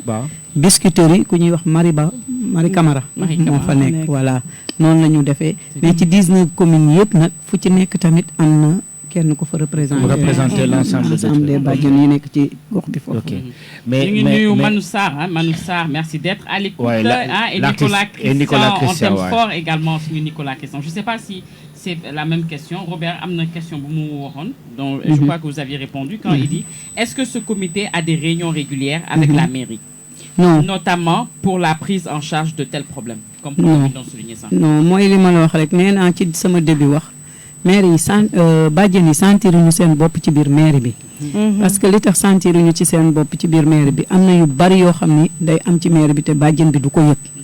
donc ñun dañuy liggéey suñu bopp. maire yi demuñu fa parce que maire yi boolewuñu ci seen bopp bu ma nee boolewuñu ci seen bopp am na yu bari yoo xam ni duñ ko yëg. or que yeneen bàjjen yi ci seen biir mairie ñu ngi fa ñu def leen fa sax ay agents municipaux yoo xam ni bari nañu comme tel que Fann.E lii may wax bàjjen yi dañu nekk ci biir maire bi au moins ñu am fa as tuuti boo xam ne ñu ngi leen ko fay jox pour ñu mën a faj seen jàppale leen ñun boo xoolee au niveau de SICAP Liberté à part madame le ministre Zahra Iyane Thiam bi nga xam ne tous les mois dina jàpp on est 23 ñun 23 yëpp ku nekk dina la jox benn somme symbolique boo xam ne nee na la pour crédit ak passe parce que bàjjen yi sonn ngeen foo leen dem yéenay paasal seen bopp loolu pour mairie SICAP Liberté donc waaw moom pour yow mooy bi nga nekkee présidente waaw bi ma nekkee présidente loolu madame le ministre Zahra Iyane Thiam daf koy def parce que ci wàllu boppam defu ko pour mairie daal wax dëgg yàlla ñun gisuñu fa suñu bopp. Effectivement. Mais est-ce que am nañu moyens aussi mairie bi. mais comparé aux autres mairies. c'est pas les moyens. xam nga par exemple tey jii ñun bu mairie doon voté budget bàjjen bi war na fa toog pour xam budget bi naka lañ koy defee pour xam ci population bi lan moo fay dem mais bàjjen mësul toog kii vote de budget pour xam. Non, parce que vous n'avez pas été élu de manière politique. Voilà. Donc instant bi amul leen. Voilà mais xam nga loolu rôle bàjjen bi la. am na yeneen yoo xam ne tamit bu fay xew bàjjen bi war na ñëw toog. mais pour te dire vrai que mairie bu soxlaa bàjjen xëy na service d'hygiène mi ngi fay ñëw. pour jéem a def benn sensibilisation ñu ne bàjjen yi nañu ñëw. wala ñu ne war nañ def loo xam ne bàjjen bi fu mu taxaw dina am visibilité. war nañ def benn affaire. ñu invité présidente bàjjen gox mu ñëw toog mais pour te dire que ne bi ñu dalee nekk man bi ma dalee nekk bàjjen parce que man je fais partie de la 2e formation des bàjjen à part la présidente en début 2009 man au milieu de l'année ñaari yoon laa mën a wax ni am nañu bàjjen am na secours ci mairie bi ci tabaski te loolu il a fallu que ma kaas ko ñu may ñu benn yoon ñaari yoon mais ren jii bàjjen gisul benn aide tabaski te bàjjen yi li ma leen koy waxee toujours ay veuve ñoo ci nekk ay mag ñoo ci nekk ay ñoo xam ne seen ay borom kër dañu retraité wala nga gis bàjjen boo xam ne këram kenn liggéeyu fa donc ñooñu malgré ñi ngi def mais soxla nañu ndimbal di fait que bénévolat la ñu def amuñu dara par fin du mois amuñu lenn lu ñu am lu dul daw ci tali bi man léegi bu may génn sax sama doom sama sët yi sax ñoom léegi nee na ñoom ay sëtu gox lañu xam nga dañ may mujj di tooñ parce que am naa ci sët boo xam ni elle a 5 ans mais mooy taxaw ci buntu kër gi ku dugg balaa ngay dugg mu ne la raxasul man mii tey bu ma demee balaa maa dugg dina ma ne meme naa ay raxasu ba pare xam nga ak yeneen si cadre vaccination yow yaay dugg di dem seeti xale yi pour ñu vacciner leen ci VPH bi muy xale yi am 9 ans ci col cancer de l'utérus yow yaay def yooyu yëpp amoo ci dara am nga ci yàlla ndax li ngay def dafa nekk loo xam ne da nga ko bëgg ci sa xol effectivement mu nekk aussi loo xam ne sa population nga koy defal tout à fait donc da ngay ñaan fayu yàlla ak connaissance bi ngay am ci biir nit ñi loolu rek doy na sant yàlla ñun foofu lañ ko teg mais bu dee au niveau de la mairie moom Jean-Jacques bul sonn parce qu'on arrive à la fin de l'équipe benn dernière question laa lay poser man personne après ma bàyyi ñeneen ñi kii tey boo doon def benn plaidoyer tey loo boo doon taxaw tey bëgg nga soxla dara en tant que bajenu gox ngay xaar dara ci autorités yi ngay xaar dara ci kii lan nga gën a soxla instant bi pour que seen liggéey ñu mën a mu gën a fës ñu mën a xam ni yéen am ngeen fi maanaa nit yi war nañ ñëw ci yéen pour au moins jàppale leen ak yéen tamit lan ngeen mën a def pour jàppale nit yi lan mooy sa message tey wala sa bëgg-bëgg boo xamante ne bëgg nga yéen en tant que présidente bëgg nga yéen toutes les bajenu gox de la SICAP Liberté ñu mën leen gis ñu mën leen jàppale ñu mën leen yóbbu fa sori au moins seen rôle mën a am maanaa quoi. voilà benn bi mooy lii ngeen njëkk a def xam nga lii ngeen def rek tey man gis naa fi ñoo xam ne xaw ma leen mais à travers Facebook bi gis naa ñoo xam ne taxaw nañu déjà commencé ko ci comme ku mel ni Alexandre bi taxaw léegi ak ñeneen lii rek doy na visibilité bi ñu xam ne bàjjen yi ñu ngi existé ñu ngi ci biir SICAP bi ñu mën a xam bàjjen bu nekk SICAP kan mooy bàjjen ba naka la tudd ak yooyu yëpp seen rôle ak suñu rôle ak yëpp loolu benn ñaar mooy appui bi mooy li tax may wax appui du ñun lu ñuy am pour suñu bopp mais lu ñuy am pour ñi nga xam ne ñi ngi daw si ci ñun di ñaan dimbal di wax ne awma lii awma laa nga mën ko dimbale ak les moyens yi nga xam ne ñun bu ñuy accompagner parce que ki amul dara ba daw si ñëw ci yow boo koy accompagner moom mënu la bu dee paas boo leen di paas sax yow yaa koy paasal sa bopp parce que il m'est arrivé une fois que benn xale bu jóge ci Baraka ma demoon causerie ci affaire déclaration des naissances ma ñëw fekk ko à 19h si sama buntu kër mu toog ma ne ko yow ma yegsi rek mu jóg bàjjen gox yow laa doon seet elle était enceinte ma ne ko mu ne ma sama biir day metti ma ne ko sa biir day metti nga jóge ba Baraka ñëw ba fii mu ne ma waaw ci yow laa ko yaakaar wallaahi azim 1000 francs laa amoon ma jël taxi dem maternité bi nekk Grand Yoff boobu kenn defaragu ko ma dem am na benn bàjjenu gox bu nekk foofu ma woo ko expliqué ko mu ne ma xanaa nga gisee sage-femme bi mag bi ndax moo ko yor ma wax ak kooku ne ma waa léegi demal nga lijjanti 4000 francs imagine toi 1000 francs laa yor à 1h du matin mu jóge foofu dox ñibbisi gis nga yoonu Grand Yoff boobu car rapide di aw xam nga kooku risque la moom wóor na yàlla aw ma paas mu dox foofu ñibbisi ba sama kër à 1h du matin. te moom yaa ngi koy expliqué problème bi expliqué nga ko. waaw nga ñëw et tout. léegi mu ne ma pour que naa dem uti 4000 francs pour ñu jënd xaw ma lan ma ne ko d'accord defal ko bu dee am na fi ma dem bi ma ñëwee ma dugg sama biir kër ne xale yi loo leen yor xale yi dañu mujjee dem ba ne ma ñun nag ñun ñooy vrai doomu bàjjenu gox ma ne ko du loolu waaye yow boo amul doo wax amoo ma ne ko mënuma loolu parce que ki ma yaakaar jóge ca kaw ñëw ba fii dafa am yaakaar noonu lañ ci def macha allah ba yàlla defal ko jàmm mu ngi tey toog ci biir këram macha allah ci sant yàlla am na koo xam ne damay dugg ket porte à porte ñu may ma dem marché samedi jënd ay yére bébé ñëw fóot ba mu set passé amoon naa ay couverture yi ñuy jox ci avion yi parce que sama borom kër da doon dem ci avion yi ma jël ko def ko ay sang yu ndaw yooyu defar ba mu baax ma dem jox ko pour bébé yi te mu amoon ay jumeaux xam nga yooyu yu bari yoo xam ne ñun dañ koy jànkonteel des fois di nga dugg ci kër sax ñu xaw la jéppi te boobu yow da ngay def te yàlla tax ak dimbal man ñu bari dañ may gis yow yaay bàjjenu gox bi ma dégg ni yaa def lii ma ne waaw man la de waaye sant yàlla yéen tamit dee leen ma ci jàppale kon ñu ngi waxaat population bi yëpp les bonnes volonté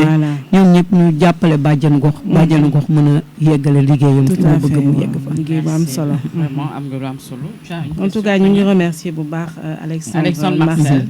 Alexandre Marcel et tous les auditeurs xam naa ne il sera pas le seul dina am ñeneen parce que tout le monde a été touché par li ngay wax et c'est bien ñu xam également seen rôle comme Jean-Jacques ni mu ko doon waxee dañuy dégg bàjjenu gox mais xamuñu mais j'ai le souvenir que monsieur Diouf su ma juumul bu ñu ko laajee seen rôle mu ne leen attention parce que bàjjenu gox yi ñoom travail sous-marin la ñuy def dañoo bëri sutura voilà parce que dañu ñëw nit ki am problème am ñu ñëw bëgg a woote taaj ko fépp et tout non ñoom seen liggéey vraiment ils font un bon travail mais c'est sous-marin voilà te man aussi li ma bëggoon laaj par rapport ci traitement bi doon Daniel doon wax est-ce que dem ngeen tey ci poste de santé yi en tant que bàjjen gox ngeen solliciter pour leur faire comprendre que am na ay familles yoo xam ne mënuñu jël seen bopp en charge ci traitement yi te ñoom qu'est-ce qu'ils peuvent aujourd'hui faire pour ces gens-là si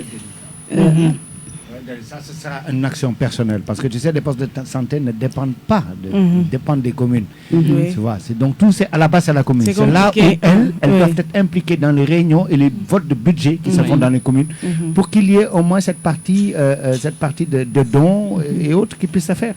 Bon, maintenant je la laisse répondre peut-être. Waaw poste de santé ñun fa lañ nekk parce que du ñu toog benn jour boo xam ne demuñu ci poste de santé bi parce que léegi xëy na kii bi fi nekk problème bi fi nekk moo tax mënatuñu di dajale nit ñi te nit ñi aussi mënatuñu fees ci poste yi parce que ñu bari ragal nañu loolu toujours ñu ngi ciy sensibiliser nit ñi ne leen dee leen dem ci poste yi mais dañ daan def dans la semaine ñaari bàjjen yu nekk dinañ def causerie ci biir poste bi dinañu waxtaan aussi ak ICP bi ci cas social yi parce que loolu ñoom ndeysaan dinañ koy def parce que booy xool centre de santé ba am na assistante sociale. Oui.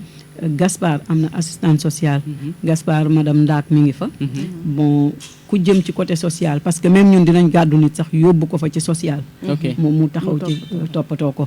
dinañ gis centre ba aussi madame Diouf mi ngi fa ak madame Ndiaye. ku am problème social.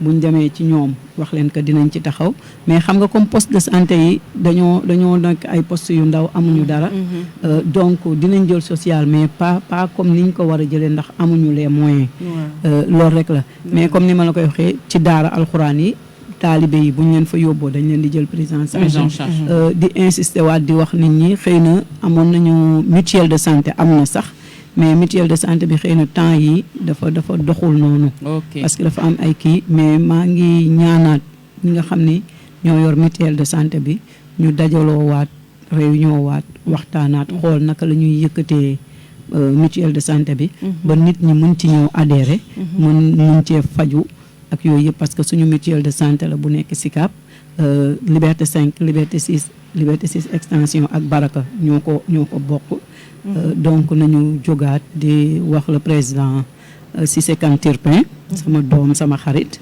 moom mi nga xam ne mooy le président wu mutuelle bi mu jógaat ci Turpin ñu doxalaat ko parce que nit ñi ngi ma ciy sonal ku nekk ngi may laaj mutuelle bi donte man nee naa la structure yi nekk ci Sicap yëpp dama ciy bokk mutuelle bi maa ngi ci biir conseil de quartier bi maa ngi ci biir engagement communautaire maa ngi ci biir comité de veille Covid-19 maa ngi ci biir ba pare nekk femme de développement yore une association bu ñuy wax association des épouses militaires muy cellule Liberté 6 nekk benn fédération bu rëy boo xam ne mi ngi ci 14 régions yi nga xam ne fépp fu am casernement rek association bi mi ngi fa muy la FEGA Famille.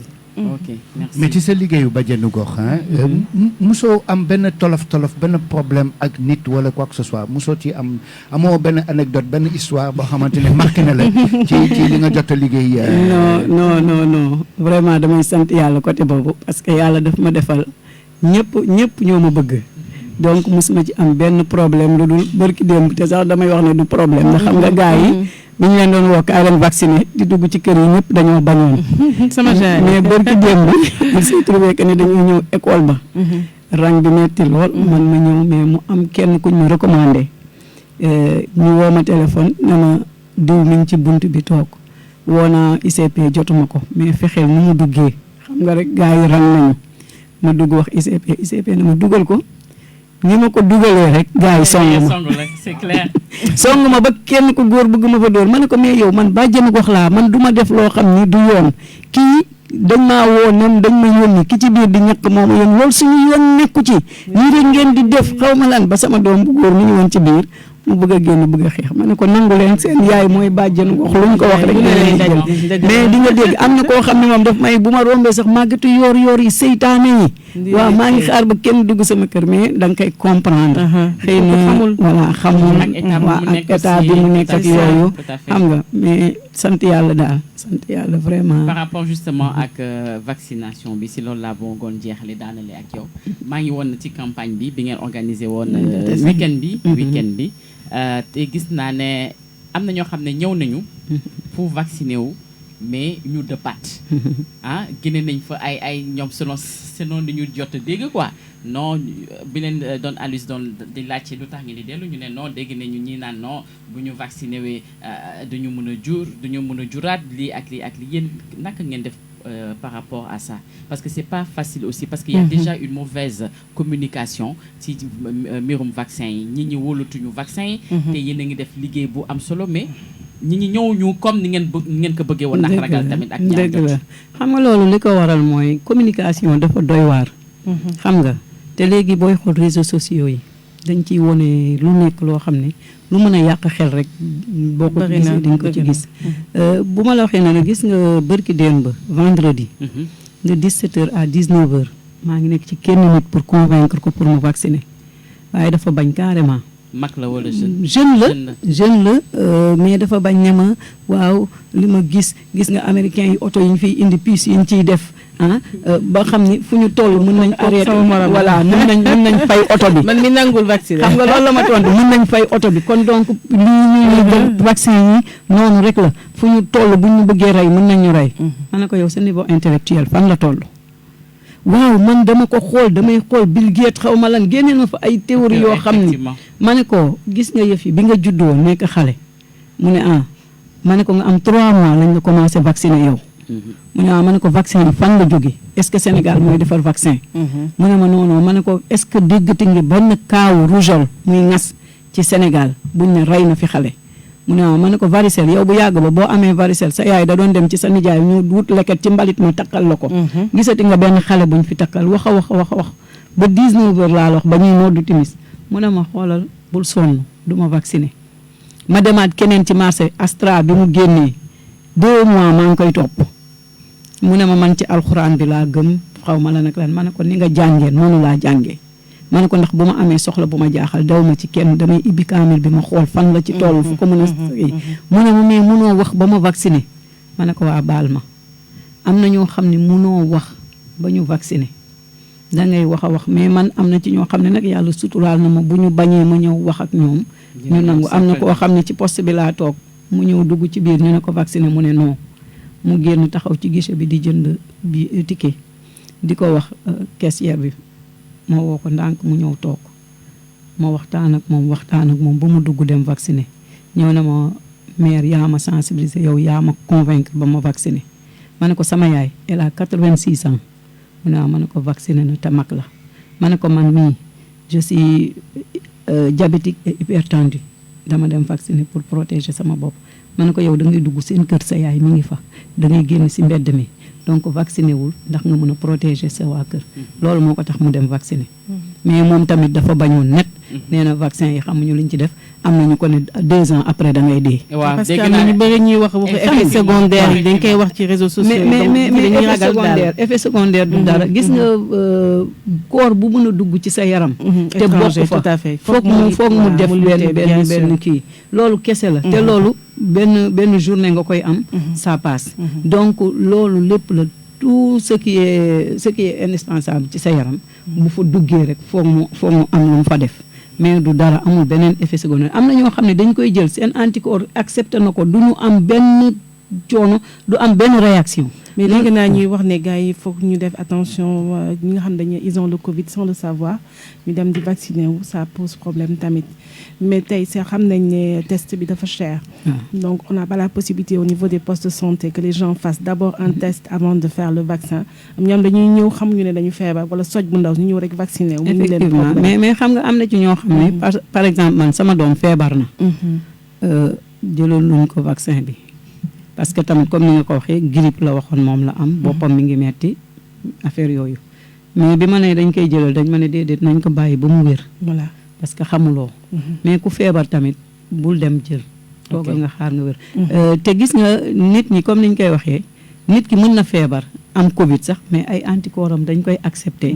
mu toog ci biir kër gi ba wér te du xam ne sax am na loolu ngay wax am na. parce que mës naa ci ànd ak waa MSI ak waa kii région médicale ak waa Institut Pasteur ñuy def ay visite à domicile ci kër yi c'était au niveau de Liberté 4 mais diñ ci gis ñu bari ñoo xam ne dinañ la wax ne ñoom seen yaram temps dinañ la jox signe yi wax la ne xëy na ngeer bi dañ ko fajee jinjeer lem limon affaire yooyu naturel bi ba mu jàll mais ñoom ci seen bopp duñu xam ni sax loolu la xam nga day am rek ça dépend ci organisme nit ki nan lay réagir pour revenir au test dont Alexandre également parlait est-ce que tamit yéen am ngeen ci facilité pour pouvoir tamit xëy na yéen ñu woon leen ñi ngeen di tester juste pour faire les tests parce que am na ñoo xam ne dañuy ragal nañu ñu ngi seen biir kër yi te mënu leen def kër yëpp kon dina am ñoo xam ne dinañ leen rëcc donc est-ce que xalaat ngeen tamit ci solution boobu ñoo xam ne ils peuvent se faire tester pour xam réellement ndax doomu jàngoro baa ngi waaw loolu bëgg nañ ko bëgg nañ bàjjani ñu gën leen yokk ci formation côté boobu mais xam nga comme ni ñuy wax rek feebar bi mooy loolu du ñëpp lañ ciy dugal ñun suñu rôle actuellement ci lu mu toll mooy sensibilisation ak orienter wala accompagner mais pour lu jëm ci côté médical bi moom wax dëgg yàlla kiiwuñu xanaa ci ni ma koy waxee comme HTA bi là moom tàggat nañ ñu ci formé ñu jox ñu ay tensiomètre ak ay fiche yoo xam ne dinañ dem ci kër yi di defal di jëlal nit ñi seen tension pour mun a xool ndax xam nga tamit nit ki mën na toog ci këram du dem jàpp ne boppam a ngi metti te du xam ne tension moo yéeg wala moo wàcc loolu loolu moom formé nañ ñu ci ñu koy def buñ ko defee ba pare ba référé leen ba ñu dem ci poste de santé yi aussi dañuy continuer suivi bi ndax bu ñu demee poste de santé ba ñu ne yóbbu nañ leen au niveau du centre pour ñu def ci cardiologue bi wala ci langam pour ñu ibbil leen dossier ñun dañuy topp dossier boobu bu waree dem rendez-vous dinañ ko xam dem laaj ko ndax dem nga bu demul ñu ne ko kaay ñu gunge la wala demal dinañ toog tamit jël suñu ay téléphone jël dossier yëpp teg ko di xool ku gëj a dem rendez-vous ak ku gëj a def nii ñu woo la téléphone ne la yow kat gëj nga ñëw sa rendez-vous lan moo ko waral nangam nga expliquer ñu li tax ñëwatuloo wala manque de moyen moo am ci bilan yi nga war a def wala garab yi ngay jënd moo cher ñun tamit ñu wax ko ki lay suivre mu mën a xam boo ñëwee naka lay doxalee ak yow loolu ñu ngi koy def mais ci côté Covid bi moom wax dëgg yàlla am na fu ñu yem am ngeen fu ngeen yem waaw léegi bàjjenu gox yéen a ngi fépp ci Sénégal bi normalement ci Dakar bi est-ce que yéen a ngi def liggéey bi yéen a ngi liggéey en synergie ak waa banlieue bi effectivement ñu ngi koy liggéey parce que booy xool dañoo am sax benn groupe bu ñuy wax sellal sa ndox aar sa njaboot sellal sa ndox aar sa njaboot waaw loolu ak waa TAPS moo ñu créé woon groupe boobu ak ADEMAS SOPS plus donc ñuy liggéey muy bàjjen yi 14 régions yi yëpp Tamba Matam Ziguinchor Kolda Sédhiou fépp fu bàjjen nekk rek ci Sénégal yaa ngi ci groupe boobu mais on a pris que les têtes de liste yi nga xam ne ñoom ñooy président régional yi ak président communal yi ñu boole leen teg leen ci def benn groupe ci biir groupe boobu la ñuy discuter lu ñu war a liggéey lu ñu war a def su ko defee yow boo paree da ngay wàccee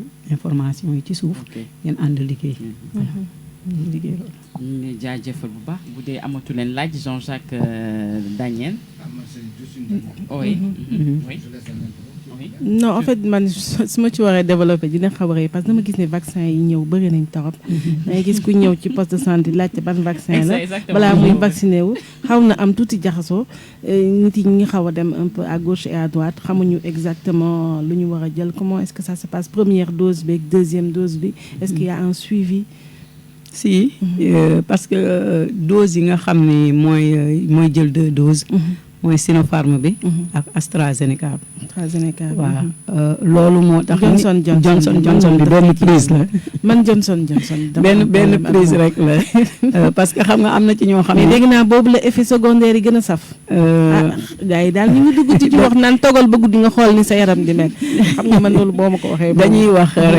rek li ma la wax rek ci problème organisme la xam nga man sama beau frère jël na ko ak sama doom même jour mais sama doom am na réaction mais sama beau-frère defu ko dara. waaw ku nekk sa organisme ku nekk rek par rapport mooy li ma lay wax boo ko xoolee ci xale yi ndaw yi bébé yi bu ñu jëlee seen vaccin.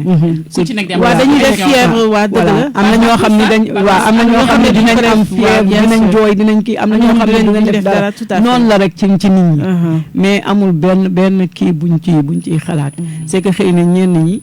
tayal nañu xaar 2 doses yi par exemple Astra bi boo ko jëlee après 3 mois après nga koy jël xam nga day yàgg Sinopharm bi defe naa moom est-ce que du 15 jours xaw ma 1 mois noonu waaw léegi nag ñu ci bari dañuy bëgg a dem jël Johnson bi parce que benn rek lay jur ñu dem seen yoon mais yëpp a baax yëpp benn amul benn bu ci bon man mii di wax ak yow Astra bi laa jël sama doom beneen Astra la jël mais mu ngi toog di xaar deuxième amagul xam nga te mi ngi waroon a def depuis le 7 juillet. voilà surtout le foog mu am suivi tamit. voilà xam nga dina am suivi parce que d'après les dires ci ni ma déggee le professeur Seydi nee na même bu amee 1 mois sax amul problème boo jëlaatee deuxième dose bi day normal. ok voilà.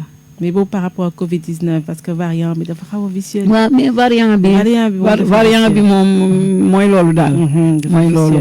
mais yàlla baax na ñu ñaan yàlla rek. waaw mu bañ ñoo dal. tout à fait parce que même nga jël vaccin bi. aussi du la bañ a da lay dal waa xëy na vaccin bi li mu ciy def rek. dina ko xaw a atténuer sa yaram préparé wu. voilà loolu la.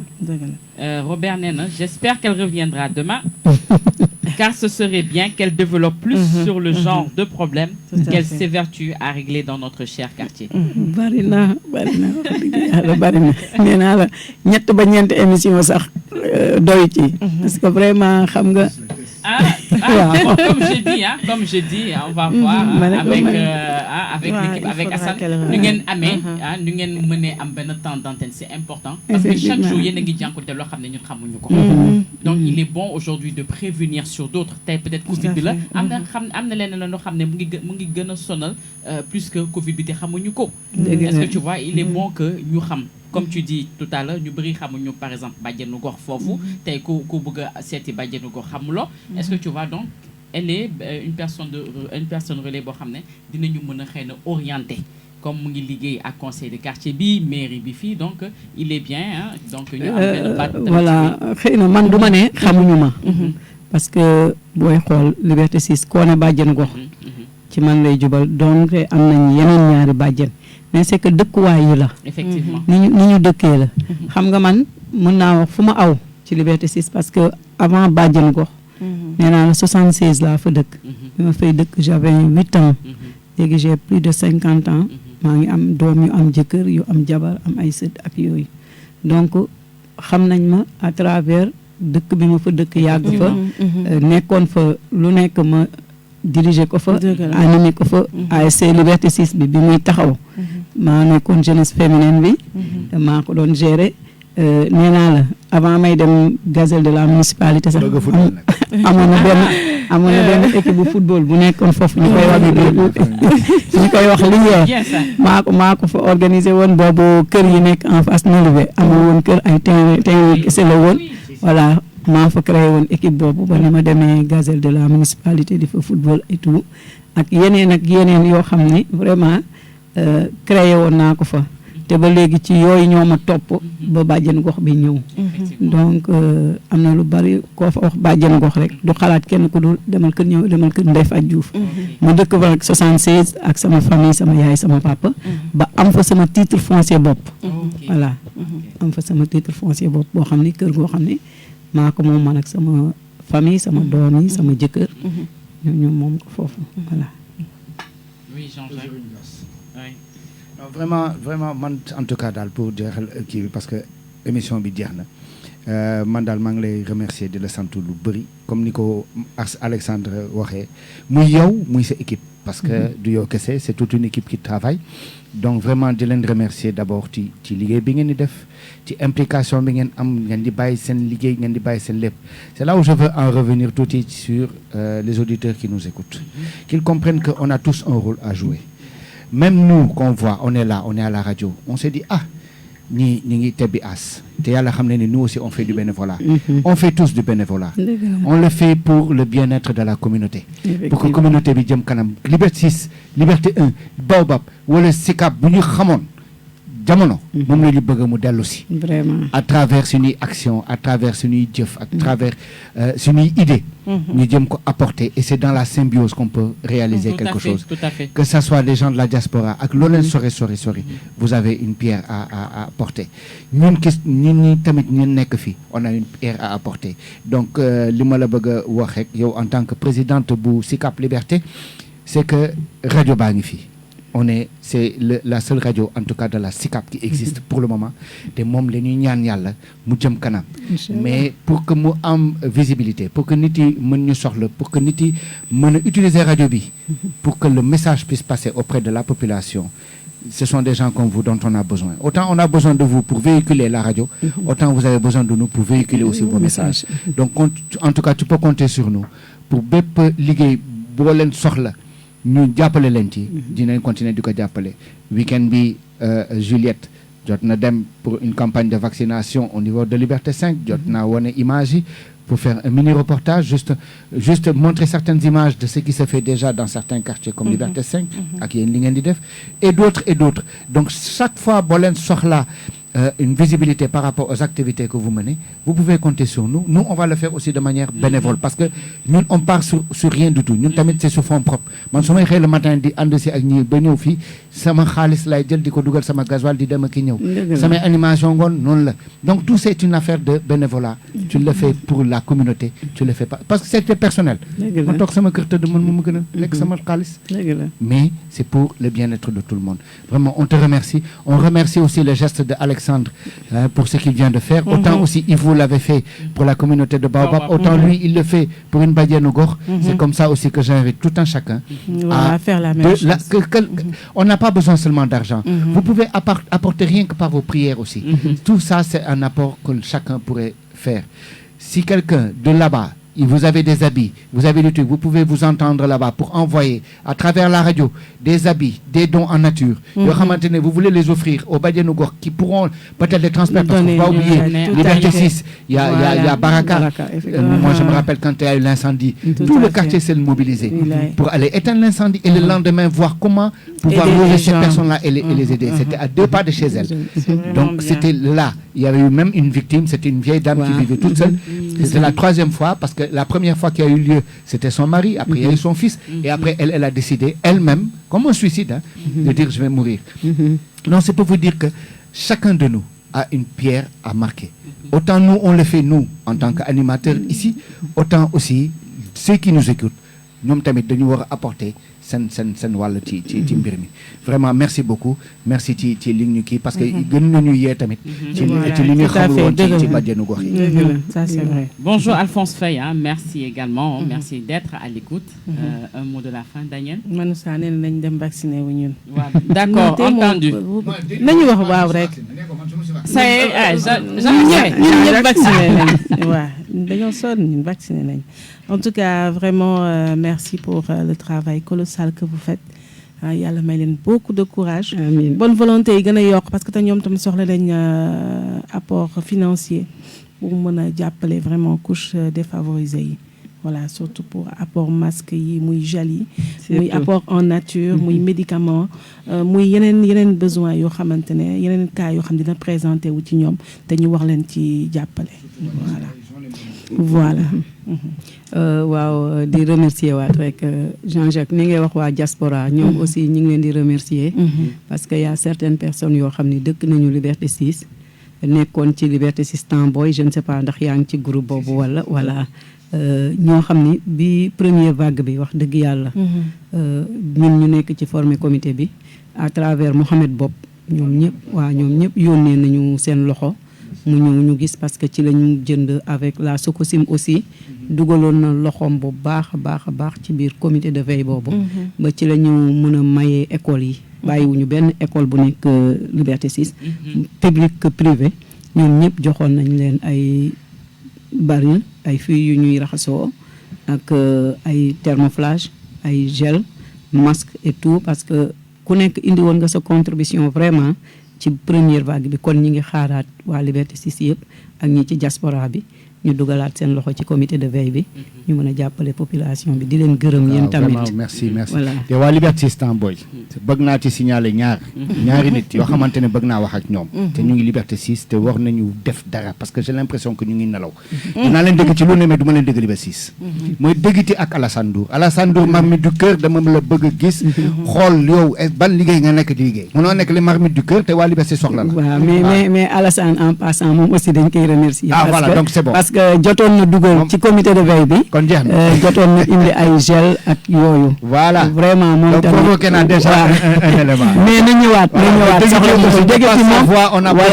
déggati moom gisuñu ko woon mais mon frère mon fils ñëw leen yéen ñëpp ñun seen ay yaay lañu seen ay sœur lañu parce que déggati yaayam mag la ci man yow sa yaay mag la ci man parce que ci kër ga lañu màggee Denise ñuy ànd et tout ak ñoom bilu donc loolu lu yàgg la vraiment di leen gërëm bu baax di rafetlu lii parce que lii dafa nekkoon lu ñu soxla moo tax bi nga ma woowee rek hésité wu ma parce que dama ne rajo communauté bi la donc war nañoo mën a ñëw wax ak communauté bi ñu xam ni ñun ñi ngi fi te lii ñi ngi koy def vraiment te du yem fii képp bépp bàjjen boo leen soxla 1 ba 6 extension boo leen mënee soxla nañu benn bàjjen ci biir cité dinañ ñëw incha allah defal leen en tout cas ku ci am lu mu war a vacciné wu man de di leen wax ñu dem vacciné nit bu leen vacciné wu man j'ai jamais dit bu leen vacciné wu waaye instant bi nii fu ñu toll nii bu fekkee ne c'est la seule solution vu que les autorités ne bougent pas vu que aussi lu ci bëri kenn waxatuñu donc les autorités daal ñu ngi toog fi ñu toog léegi on nous a dit de vivre avec le virus donc ce qu'il faut faire à nous de prendre les mesures barrières qui peuvent nous éviter en tout cas de transmettre la truc parce que affaire bi ça vient de nous-mêmes moi je peux être contaminé affaire bi bañ a def effet ci man te comme on a le complexe xam nga léegi dañoo jël corona bi def ko comme la lèpre wala comme la peste def ko benn genre maladie de la honte donc yow bëggoo dem def test ñàkk xoolal bañ a xam yàlla bu ma am kii parce que ñëpp a ma koy xoole di làqatu donc comme loolu da nga ko bëgg a éviter c'est la même chose aussi que ñu bëri aussi di ruusa dem pour ne damay dem ñaxtu ji parce que voilà donc il faut pas hésiter s'il y a une chose en tout cas qui te vient à la tête il faut que ça soit une volonté populaire et une volonté individuelle ku ci nekk daal war nga xam ni sa première responsabilité mooy lan laa war a def pas pour man mais pour que ñi ma nekkal ñi ma dëkkal ñi may dundal naka laa leen mën a aar ci lii wala ci lële bépp décision ba mun ci jël en tout cas na doon ci à partir de loolu avant ngay xool sa bopp te man loolu laay ñaax ku nekk mu xoole ko foofu d'abord merci mais aussi maa ngi remercier monsieur Alexandre Marcel ci geste bu rafet bii mu def yàlla na ko yàlla fay yokk ko lu mu mën tey yàlla na yokk suba ba lii mu def bu neexee yàlla bàjjen yëpp dinañ ko yëg te ne wax amin ndax bàjjen yëpp dinañ ko ñaanal vraiment parce que lii yombul lii yombul ku am xol rek ak ku bëgg communauté moo ko mën a def donc ñu ngi koy ñaanal yàlla bu baax a baax di ko wax la kontaan nañu ci moom. Merci beaucoup Alexandre, merci vraiment pour ce geste très fort. Aussi avec ce qu'il donne comme idée, tout à fait, exactement. Oui, Mame Penda Touré ñu ngi leen nuyu nee na bonjour la famille fagaru moo gën feebar nañu jàpp ci yàlla effectivement. Voilà, donc pour rappeler que donc demain, on aura l'occasion de recevoir Badianou Gox, Yuma Fall. Voilà, donc Yuma c'est la Fall. doyenne moom. Voilà, Yuma Fall suba dinañ ko dalal bu neexee yàlla. Et chaque jour, voilà, dinañu am benn acteur boo xam ne. Non, bien sûr, c'est sûr. Dégg nga Robert. Robert nee na pareeguñu ci. Pour le moment, on est dans la sensibilisation par rapport au Covid. Mais il faudrait qu'on sensibilise aussi par rapport au rôle qu'elles ont à jouer tous les jours dans la communauté, de par les différents problèmes qui existent dans notre communauté. Voilà. À travers elles, on pourra savoir que tiens, il se trouve que comme tës rek, il y a des soucis il y a des choses qui se passent. Donc voilà, donc il faudra que nous les invités, nous discuter, nous xool ensemble. À travers ñi parce que ñi dañoo xarañ nag ci solution.